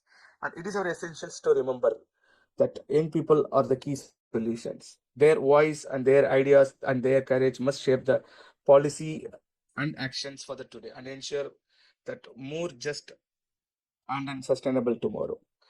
So let us not forget that sustainable development is not about a GDP or an infrastructure. It's all about empowering people, empowering the justice, and protecting our planet, and building the world where every human being can thrive in a freedom and a dignity. So the simple point is, so if you want to achieve SDGs on 2030, definitely we need to achieve human rights 30. So it can lead us to achieve the sustainable development goals and other things together. So thank you for the opportunity by the IGEN, and so thank you once again for the every resource persons who spent their your entire time to be here, and thanks for the opportunity. Thank you. Thank you, sir. It is a service to youth, peace, and justice. Thank you once again, sir, for your inspirational words. And we are moving to our next speaker, Dr. Srividhya Sukumaran. She is going to give her insights on invest in our planet Earth. So before going to that, a short introduction to Madam. So it is a privilege to introduce an inspiring, an academician, visionary, and transformative leader, Dr. Srividhya Sukumar, currently serving as Executive Director of Edugate Global UAE. So with more over than 20 years of experience in the higher education sector, she has held a prominent leadership role in both India and UAE, shaping an academic policy, institutional growth, and championing students' success. Her expertise spans a wide range of areas from curriculum design and faculty development to an international accreditation and cross-border educational collaboration. So she wider spreads her initiatives that bridges students, institutions, and educators through innovative, globally relevant platform. Her leadership is driven by the firm commitment to quality education, gender empowerment, and development of future-ready leaders. Widely regarded as a thoughtful leader in international education, she continues to leave an remark on academic ecosystems across regions, advocating for inclusive and sustainable learning environment. So today, she brings her depth of experience to the theme, Invest in Our Planet Earth. And I once again welcome you, ma'am. Over to you. Thank you, Sangeeta ma'am. Thanks for that wonderful introduction. And thanks to Anuradha ma'am for all the coordination. And many thanks to IGEN for being a part of this great initiative. And we all owe a sincere gratitude to Dr. Ramesh for bringing us together, all of us, with one unison, with one thought and one mind to save our one planet Earth.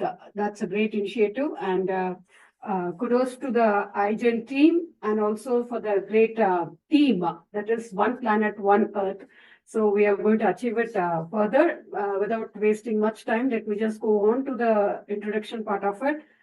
First of all, a big congratulations for the Earth Day that fell on 22nd April. With that, we are collaborated on this with this theme of Our Power, Our Planet. And going back to the themes, how it has evolved here is 2020 was the theme, Earth Day has its theme as climatic action, which was focusing only on the climatic change and the need for the immediate action. 2021, it was restoration of our Earth as a restoration project, like thinking about the climatic action and the remedials which were worked on. 2022, it was again invest in our planet Earth, such that when it comes to the process of restoration, what is to be done to invest on the planet Earth? And 2023, it's again invest in our planet Earth, continued from the theme of 2022, emphasizing the importance of investment in the environmental protection.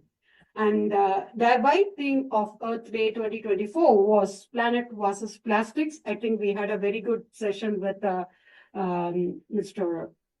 one of the speaker here. And now for this year, 2025, Earth Day theme is Our Planet, Our Earth. That is our power, our planet, our Earth. So this highlights on the role of everyday people play in restoring and protecting our world. So whether it is sustainable living, or it could be a climatic change, or the environmental conservation, or it could be eco-friendly products, or the projects that we talk about, or even the personal stories. Whichever domain that we are talking here, is that each one of us should have the responsibility towards conserving our planet and making it making our planet a better place to live in. So we are all working in our own capacities such that we either give it as a social media content or we just have a creative engagement of people. And we have about literacy workshop or different projects that we are working on, whatever it is, whether it is renewable energy of solar, wind, and hydropower, whether it is sustainable practice of reduce, reuse, recycle, whether it is a conservation project of Project Wildlife or forest or oceans that we're talking about, whether it is eco-friendly products such as any sustainable option that we are thinking about. The basic thing is creating education and awareness. All these 17 SDG goals are getting connected or interlinked to this SDG 4, that is creating an awareness and creating a knowledge part of it, promoting environmental knowledge among people, among all stakeholders, such that every single small action counts. And which area are we specializing? That's what the projects that we are working on. So coming to our projects of investing in planet Earth, our projects are worldwide when we talk about environmental conservation projects and working with UNESCO very closely with renewable energy, that is transition of renewable energy sources like solar, wind power to reduce greenhouse gas emissions and to promote sustainable living. Reforestation and plant trees and restore forests to promote even biodiversity, mitigate change and support local communities. And also with wildlife conservation projects with endangered species and their habitats, with different conservation efforts, sustainable practices, conservation efforts and sustainable practices involved therein. Such that what it amounts to, what it relates to is one other speaker who highlighted today is about the sustainable agriculture. I mean, Renuka ma'am highlighted it. Sustainable agriculture, implementing sustainable agriculture practices across the globe to reduce the chemical use and promote eco-friendly farming methods. This is one thing that we are also working for. With when it's the next question comes, when the goods are produced, how do we do that? Then when talking about clean transportation, sustainable transportation by promoting green hydrogen or CNG vehicles or zero emission transmission modems that we are talking about to reduce pollution, to improve air quality, such that we are also working on waste reduction. When it comes to the waste reduction, what kind of recycling programs that we can work with, compositing, waste reduction initiatives to minimize waste and promote sustainability. Thereby, who is going to do it? Who is the doer? Ultimately, it's people. We are the one who are doing it. So again, with the education awareness program, promoting environmental education awareness through community events, workshops, and campaigns, with focusing on the community development, with supporting local communities through sustainable development and projects, promoting through eco-friendly practices and improving livelihoods. Thereby, citizen sciences, which are like engaging citizens in scientific research and data collection to promote the environmental understanding and action. Thereby, we just summarize it with all the global initiatives that we are working on. So all these things, if I'm going to explain one after the other, it will take quite a long time. So what I plan to do is I just give you the link for my YouTube channel and also my LinkedIn, where everything is published such that how we are doing it, we are collaborating with people with the local community. Say, for example, if you're talking about the water project that we are working, we are trying to, water treatment is happening throughout the globe, where our successful implementation has been started with Indonesia. From Indonesia, it went to China. From China, it has moved to Japan. From Japan, again, we are coming back to India, where in the local community, we are trying to clean the rivers which are there, such that we are working very closely with United Nations Sustainable Goals to support the SDGs, particularly the global number 13, that is climatic action, and goal number 14, that is life below water, to promote global sustainability and environmental protection, such that the global conservation efforts are being collaborated to make the global environmental challenges, to handle them, and to bring the change in the society. So if I've got, Anuradha, if I really have got time, I will go ahead with my videos. Otherwise, I will wind it up here, as you suggest. Ma'am, it's already 7 minutes are over, ma'am. One more speaker is there. He's already on a okay. Doesn't travel. matter. I do respect it because, like we conduct the G20 Ma'am, session. why not you one video is it possible for another 3-4 Okay, fine. minutes? I'll go ahead with sharing the screen. I will start with the presentation. Okay, this I can show. I will show the website so that it's clear. This is a recently that we have ventured into, very recently, that is last week. It's about ESG reporting and beyond. That is people who have been taking into these days. What is very important is so many of them, almost every single person is involved in the sustainability and sustainability projects and everything. But where is the measure? The measure without anything, without measure is just a waste. So how do we measure it? That is, thereby this ESG governance come into hand, and thereby we just take over the whole authority of ESG reporting and beyond. We are focusing on how much sustainability has been taken into their projects and how well they are implementing it. And if there is any deficiency, if anything has to be worked on, we help them in exactly giving them the restoration and the remedial such that we give them the recommendations. So when you give a recommendation, you should have the authority to do the training as well. The next step is training. So we undertake the training such that we help the corporates and also education institutions like ours, like schools, colleges, universities, anything and everything comes into this, in this ESG governance, and we take it forward as such. So this is one thing that I can show in for. The other one, if I think you're able to see. Yes, ma'am. This is the water project that we have been working with. It's with Hydrich company that we have associated with, that basically water quality improvement, that where we have done with the help of the Luminate projects. I can go ahead with that so that easy for you. So the introduction of Hydrich Luminate with the eco-friendly water treatment technology. This is the technology that we have used in different parts of the globe. That is due to use of Hydrich. So you can see that it has been approved by FDA and IARC. And also, like these are the projects that we have been working, and moving ahead, it helps in water treatment, it helps in hazards removal, as you can see, and the heavy metals, and also the radioactive materials, and also the feed additives which are involved in the water treatment. So the principle of water quality movement gets enhanced with the superior water treatment capacities. And also, what is to be done is it asks how we implement it. I'll go to the these are the procedures that first the algae is removed and other things, and then the combinations of the water bed is with the specific gravity which is larger than the water. Those are being removed, and when we get implementation, like how it works is that we either make it in form of a water treatment which has to be implemented at the place. Otherwise, it can be as a chip block or even a powder which is mixed and which is thrown into the sea or the ocean or the lake or the pond, such that the water gets with a very minimal time, in the sense within a matter of 3 days, the whole pond is cleared. Such that we have successfully done it in different places. Our credentials, these are our credentials where we have done in Korea, Japan, and China already. These have been certified, and these places in Japan, the place was shut down. It was a resort. It was a tourist resort which was shut down because of the algae and all the water contamination. Now it has been restored as a tourism center once again. So that's how the success of the water treatment plant which has been done. So these are just a few examples which we would like to show, exactly our papers which have been published as a patent, and also the papers which have been already approved by the concerned authorities. This is one thing that which I would like to show. So as you know, we work on the, can I stop sharing?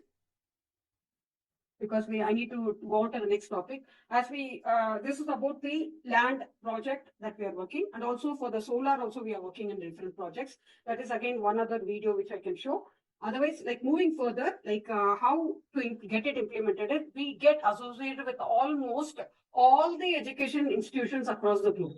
End of the day, if you actually see the future generation, the younger generation, they are the ones who are going to take the lead. So our mission is that to get all the youngsters involved in all these projects so that they take the lead and they do that they are involved in these projects, and we give them in terms of incentives or in terms of jobs, everything wherever it is possible. Sometimes they become entrepreneurs where they have the pitch presentation. Sometimes they have so many discoveries and inventions that they've done. For all these things, we give them platforms such that they come and display, they come and manifest what they are doing. They do the demonstration, and when it comes to the pitch presentation, we need to connect them to the right investors. That also we are doing from our side, connecting them to the right investors, so that the projects are being acknowledged and also patronized by these investors, so that the youngsters get an opportunity to come onto the limelight, and they get the openness to work with on these projects. And also the final, last but not the least, if they are very capable, if they are very deserving, we also guide them for the UN citizenship in the sense UN membership, and also for the voluntary membership, so that in the longer run, this becomes a real accolade for them, for these youngsters who are working on these projects. So moving aside, like coming back to anything that you do, when you always give it back to your community, that has more value. So adding more value, recently we have joined with one other global Good Vision Seva Trust. What they are doing is they are patronizing women entrepreneurs across the globe. In the sense, so far we have patronized under Good Vision Seva Trust 20,000 women entrepreneurs who have started their life from the cottage industry, in the sense like weaving, or even clay modeling, anything that they do. And what is the problem is that they're all from the rural areas. Their problem is only the communication. This we have analyzed through the process, and now we have started working on language development for these entrepreneurs, such that if they have a bank account, they don't even know how to sign and how to write their name in English. That was the actual level of these people. So working with them in those levels, in the very ground level, we have educated them in English, such that these 20 entrepreneurs are able to sign their names in English. That itself a big achievement for us, actually, to be very frank. And to read, if they are going to sign a check, they are able to read the number which is written there in the check. So those entrepreneurs are really coming up with their projects, and all these projects are right now in India. And slowly, we are planning to move to US, Singapore, and other parts of the globe as well. So these are few projects that we have been working on. Thank you. You have been very kind enough, Dr. Anuradha, for giving me the time to just explain my projects. Thank you. Thank you so much. Ma'am, thank you so much, ma'am. We are looking forward for the detailed session in the main event. We will be learning about all your projects, and thank you for the inspiring speech and explaining the role and importance of SDG 4 education in the sustainable living. We'll go ahead with the next and last speaker of this event, Mr. Deepak. This is our 7th speaker. He is going to talk about the Jargon tribal community and asset to Mother Earth. So a brief introduction about Mr. Deepak Kumar. Mr. Deepak Kumar is a professional corporate human resource specialist, founder chairperson of Smiles for Million Foundation, serving more than 3,000 plus children for SDG 4. He is a peace ambassador India and represented as a national speaker G20 Summit for India. He is a founder of Slums University 2030. He is a head global affairs and partnership at IGEN and volunteer coordinator for the nmglobal.org India. With over 7 years of experience leading impactful projects, Mr. Deepak has championed initiative focused on interfaith cooperation, social justice, education, and community empowerment.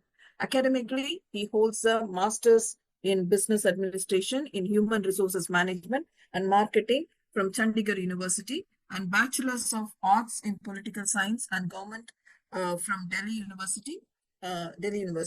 During their academic journey, he actively participated in ISR, NSS, NCC, and Eco Club, and various United Nations related initiatives, including volunteer role with the UN Convention to combat desertification and United Nations Academic Impact, UNI.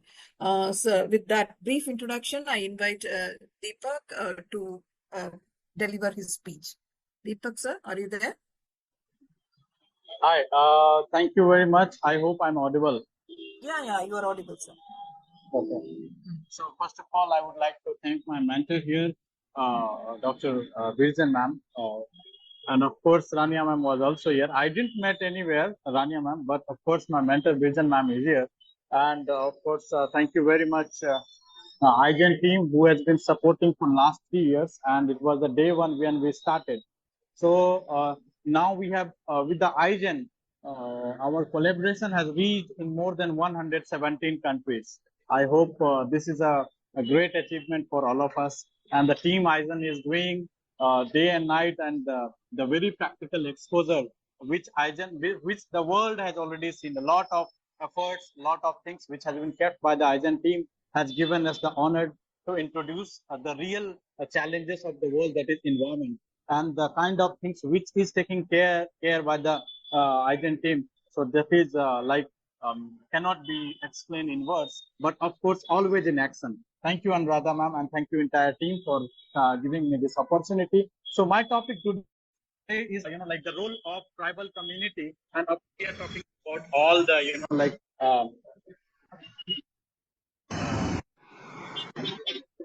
I hope I'm audible. Yes, Deepak. Okay.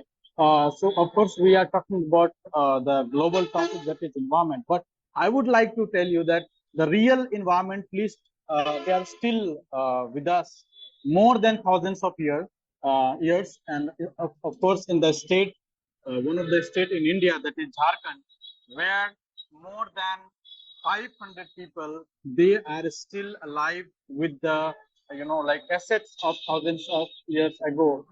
How the people, they were living in the forest, and they are not dependent on the government assets. They are totally dependent on how whatever the nature has given to us, and that is sustainable also. So I would like to share one picture, if it is possible here, that is directly through the Google, so that instead of words, it will be visible. So I have directly taken one segment of the Google. Let me share it.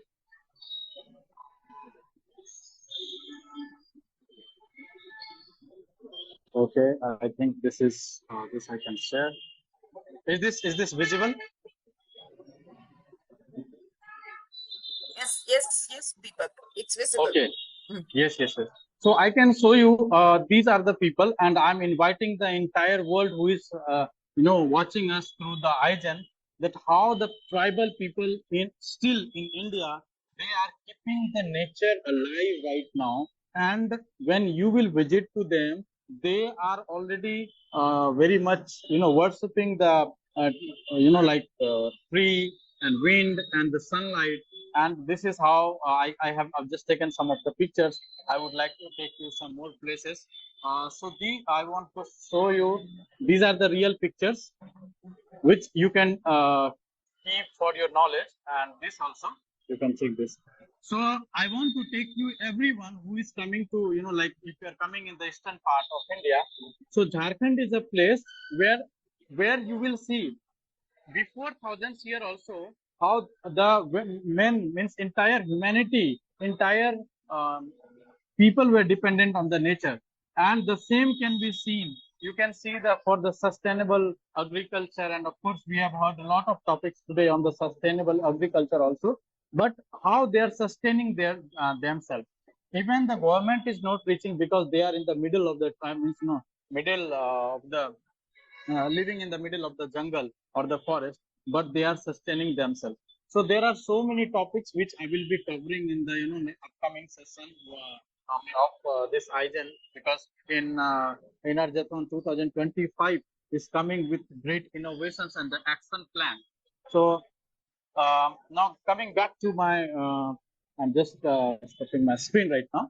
So these are the things which I want to highlight. So rather than going through all these more and more words, because I want to keep it very crisp and clear, that for last 4 years we are working in Jharkhand. So we are now I'm working on one of the small film also, that is Damodar Man, a man who has served his 20 years to save a river, Damodar. Although we have spent billions and trillions of rupees to save a river or ocean, as we were talking about SDG 14 and 15 also, but a single man devoted his life with the help of 10 to 15 people, and he has saved the heart of Jharkhand, that is Damodar River. So the film is totally based on that, and we have already scripted that, and we are also working on that also. So I'm welcoming each and everyone to the Jharkhand, where you will see how the people are still surviving, means they can see the nature has given each and everything. So I will be sharing more and more points in further session also. But right now, this is the right time to understand that we have development on the research, we have development on more and more topics. But do the people are still exist who were existing 1,000 years ago? Of course, they do exist, and that Jharkhand is the real place because they are totally dependent on the nature and they are preserving this ecosystem. Once again, thank you very much for giving this opportunity. And of course, I will coming back with the more and more topics and updates on this. And again, I'm very much thankful to the action team of IGEN who is taking this forward and doing this all across the world. And now we have in 116 countries. Of course, by this year, we will be going in 120 plus countries as well. Thank you very much. Thank you, sir. Thank you, Deepak. That is a very, very passionate actions you were talking about. I request our President, Dr. Ramesh, sir, to share a few words. Thank you so much, ma'am. It was very nice and it was a wonderful evening because partners played a very big role. Because of partners, we can be able to do any action in the world. So it is very nice. My after go through this program, what I thought we will have a session like 3 months once with the IGEN partner session like that. So I request the Anuradha ma'am to take over this. Every 3 months once, any one title, we can have the IGEN partner session. So that connectivity will be there continuously, which will have be there. That will be good also. So you can take lead, ma'am. We can invite any 1 or 2 academic institution as the partner also. So that it will be good, ma'am. So because the what actually the only ENERGETHON and ENVIRONthon we all are connecting together. Instead of that, there is a continuity we can have. Maybe some more partners also will be able to come and join. That we can do. And on this occasion, I would like to invite all the partners to be the partners for IGEN ENVIRONthon also. That is, we are planning to schedule in the month of June or July. That is, you all know that related to Panchabudas. Water with respect to 5 elements like that. Birjan ma'am, you can tell little bit about the UN Ocean Conference, so that some essence on that, so that our viewers also can able to know. Certainly. The first, actually, based on what you just proposed, every 3 months for the partners meeting, if I may, I'd like to propose you to consider for the UN Food Day, which is October 16. The summer is not the best time. I mean, everyone is traveling, the other commitments, and also September is the UN General Assembly, and we already have some prior commitment. Actually, you are part of it for the compulsory peace education with ICTs from kindergarten to 12K and beyond. So we will have that. We have an AI session and also GA session. So, but the most important thing is this is wonderful, and it's around for the IGEN 24, ENERGETHON 2025. But anything like every other 3 months or every other 4 months, if you choose like one of the UN days as you do Earth Day, so that then we can focus and come up with some specific ideas or speech or presentation in that line. For the Ocean Day, this year is it's a little bit delaying in terms of the, for instance, our summit, not only ours, none of the side events, both off-site, on-site, and online, are not on the UN website yet. So actually we are ready. We have everything, but in terms of the conference speakers, member states, but I am waiting to be posted in the UN website so we can formally announce it. Actually, UN suggested us to resubmit it for a virtual event. They said your project is very much in line. Actually, is it also SDG 14 target one, which I indicated in my presentation. It is there are several targets. One of them is sustaining marine and protecting the marine and lives and biodiversity in the ocean. As also Mr. Kumar said, I didn't want to get in so much in our concept because our keynote speaker will bring up those. But indeed, the fear is the plastic, once plastic enter water sources and the ocean, it kills not only the fish and anything and everything in the ocean, any bacteria, any biodiversity in the ocean. So, and then we won't have, we may not have, even maybe earlier to 2050 people think it's, it is maybe I may not be even alive, but we should consider each and everyone is already considered not the time frame that we are alive. We need to carry on. We need to remove all the hazards, all the threat for our children, for the future generation, for the sustainability of the ecosystem, sustainability of the earth. That's really what it means, ocean conference. And there were and there are several ocean forums and conferences by different entities and by different ocean-related organizations. However, this is the really third time UN Ocean Conference, and there are 5 thematic themes, and we choose, of course, the one in relation with the not plastic alone, but how it can be recycled multiple times, and not also only just recycling alone, how it could serve, be beneficial to the local communities. They can be empowered through recycling and remanufacturing process. Then it needs a legal framework. It needs international treaty. Perhaps the UN plastic treaty is going to serve to that. So it's really very tricky. It is in between what Mr. Kumar said, what is our topic. It is like it has to be harvested or captured, grabbed before it's getting reached to any water resources and ocean. Then it will save both earth, land, and the ocean. And one thing I'm a little bit not, maybe it needs to be more discussion, more detail about the, yes, we are responsible, but the production companies are not responsible what they put out. And then also, again, it turns out we need anything and everything at the UN. We need the needed policies and education. Education is also perhaps we're going to add and develop starting from the kindergarten.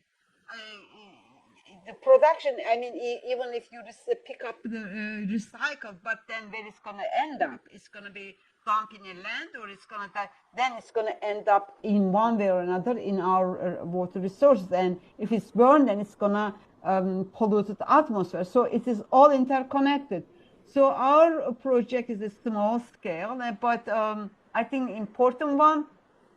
And we also need to request from our policymakers to support the needed policies, because some governments, some people, some organizations, some systems only do good things if it's their policy, it's their law. Otherwise, no one really takes, or I should not say no one, but majority or general public don't pay much attention, and media also needs to be kind of encourage or maybe advertise so to promote this subject.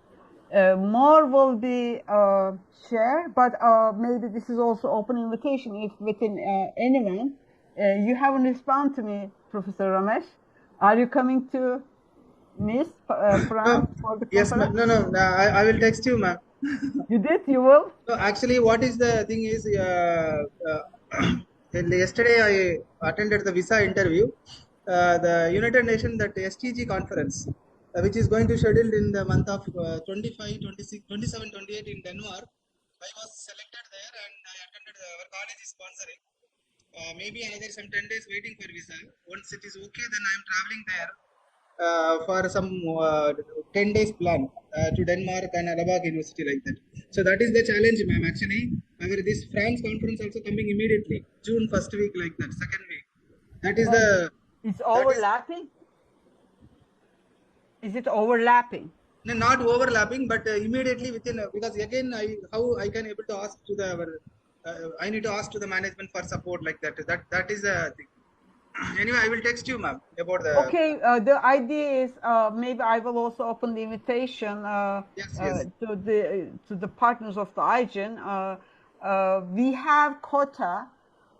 Each organization, especially accredited organization, could register up to 5.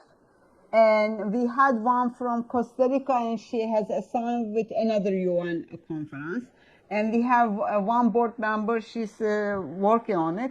So we still have a quota if any of them, but of course everyone has to cover his or her own travel accommodations. But the visa, in reference to visa, most of you are aware how the UN works. So first registration. Once the registration approved, it helps for the visa. Also, this conference, France requires another form. So I think anyone needs to apply to visa, they need to those 2 approval letter, both from the UN and then from the French government. Therefore, it will speed up the conference because conference is, less than a month now. Okay, ma'am. Ma'am, anyway, I will check it, ma'am. I will check it with our IGEN directors, IGEN cluster heads also. So those who are willing, then we can able to nominate one, ma'am. Okay, then tomorrow afternoon I will tell, ma'am. Okay, I will wait until Monday then. Then I will have to file because I don't want to. Yes, ma'am. Yes, ma'am. Tomorrow, ma'am. Tomorrow maybe. Okay. Ma'am, on this occasion, I would like to give another happy news. IGEN ENERGETHON Awards is announced. 2025 from this year, what we thought is we will announce the award, and it was announced yesterday. Today is the last date for nomination. We had received 75 nominations. That Dr. Beno is taking care of that. On this occasion, I would like to invite all the partners. We are planning to get one award representation from the partners also. So you will consolidate and give one nomination directly. So we will not review them because the partners is giving. We will directly announce them for the awards. We will send the invitation to you. We had a category in that. So there is a 3 categories. It's surprise always. Yes, ma'am. So you can directly nominate, and so that we can 7 partners, we can give 7 awards in the end of the. And 7 is my lucky number and my favorite number. Anuradha, ma'am, because you are coordinating, you can coordinate for these awards also, ma'am, to talk to all the partners and get the nomination, ma'am. Yes, sir. Sure. I will officially post in the new group so that we can. Thank you, sir. Okay, Thank you. Thank you, ma'am. Thank you so much, ma'am. You can proceed with the next. I invite, thank you, sir. Thank you for all the good news. And I invite Sangeeta, ma'am, for the concluding remarks and vote of thanks. Thank you, ma'am. And our first speaker, Ms. Birjan Anwar, founder of Life Millennium USA. So she has highlighted the need for creative solutions in protecting marine life and terrestrial ecosystems. So in respect to SDG 14 and 15. So followed by our next speaker, Dr. Renuka, founder of Global Sustainable Futures. She presented the form Carbon Africa Initiative, which promoting like agriculture through regenerative natural based practices. So this program empowers smallholder farms with the market driven carbon opportunities to achieve climate and livelihood goals.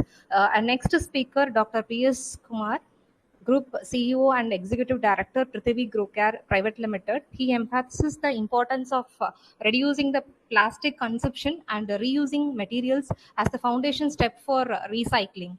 So next speaker, Ms. Rania, global educator and system instructor. She highlights the need for aligning the UN energy policies with the principle of climate justice, ensuring the equitable access to sustainable energy solutions.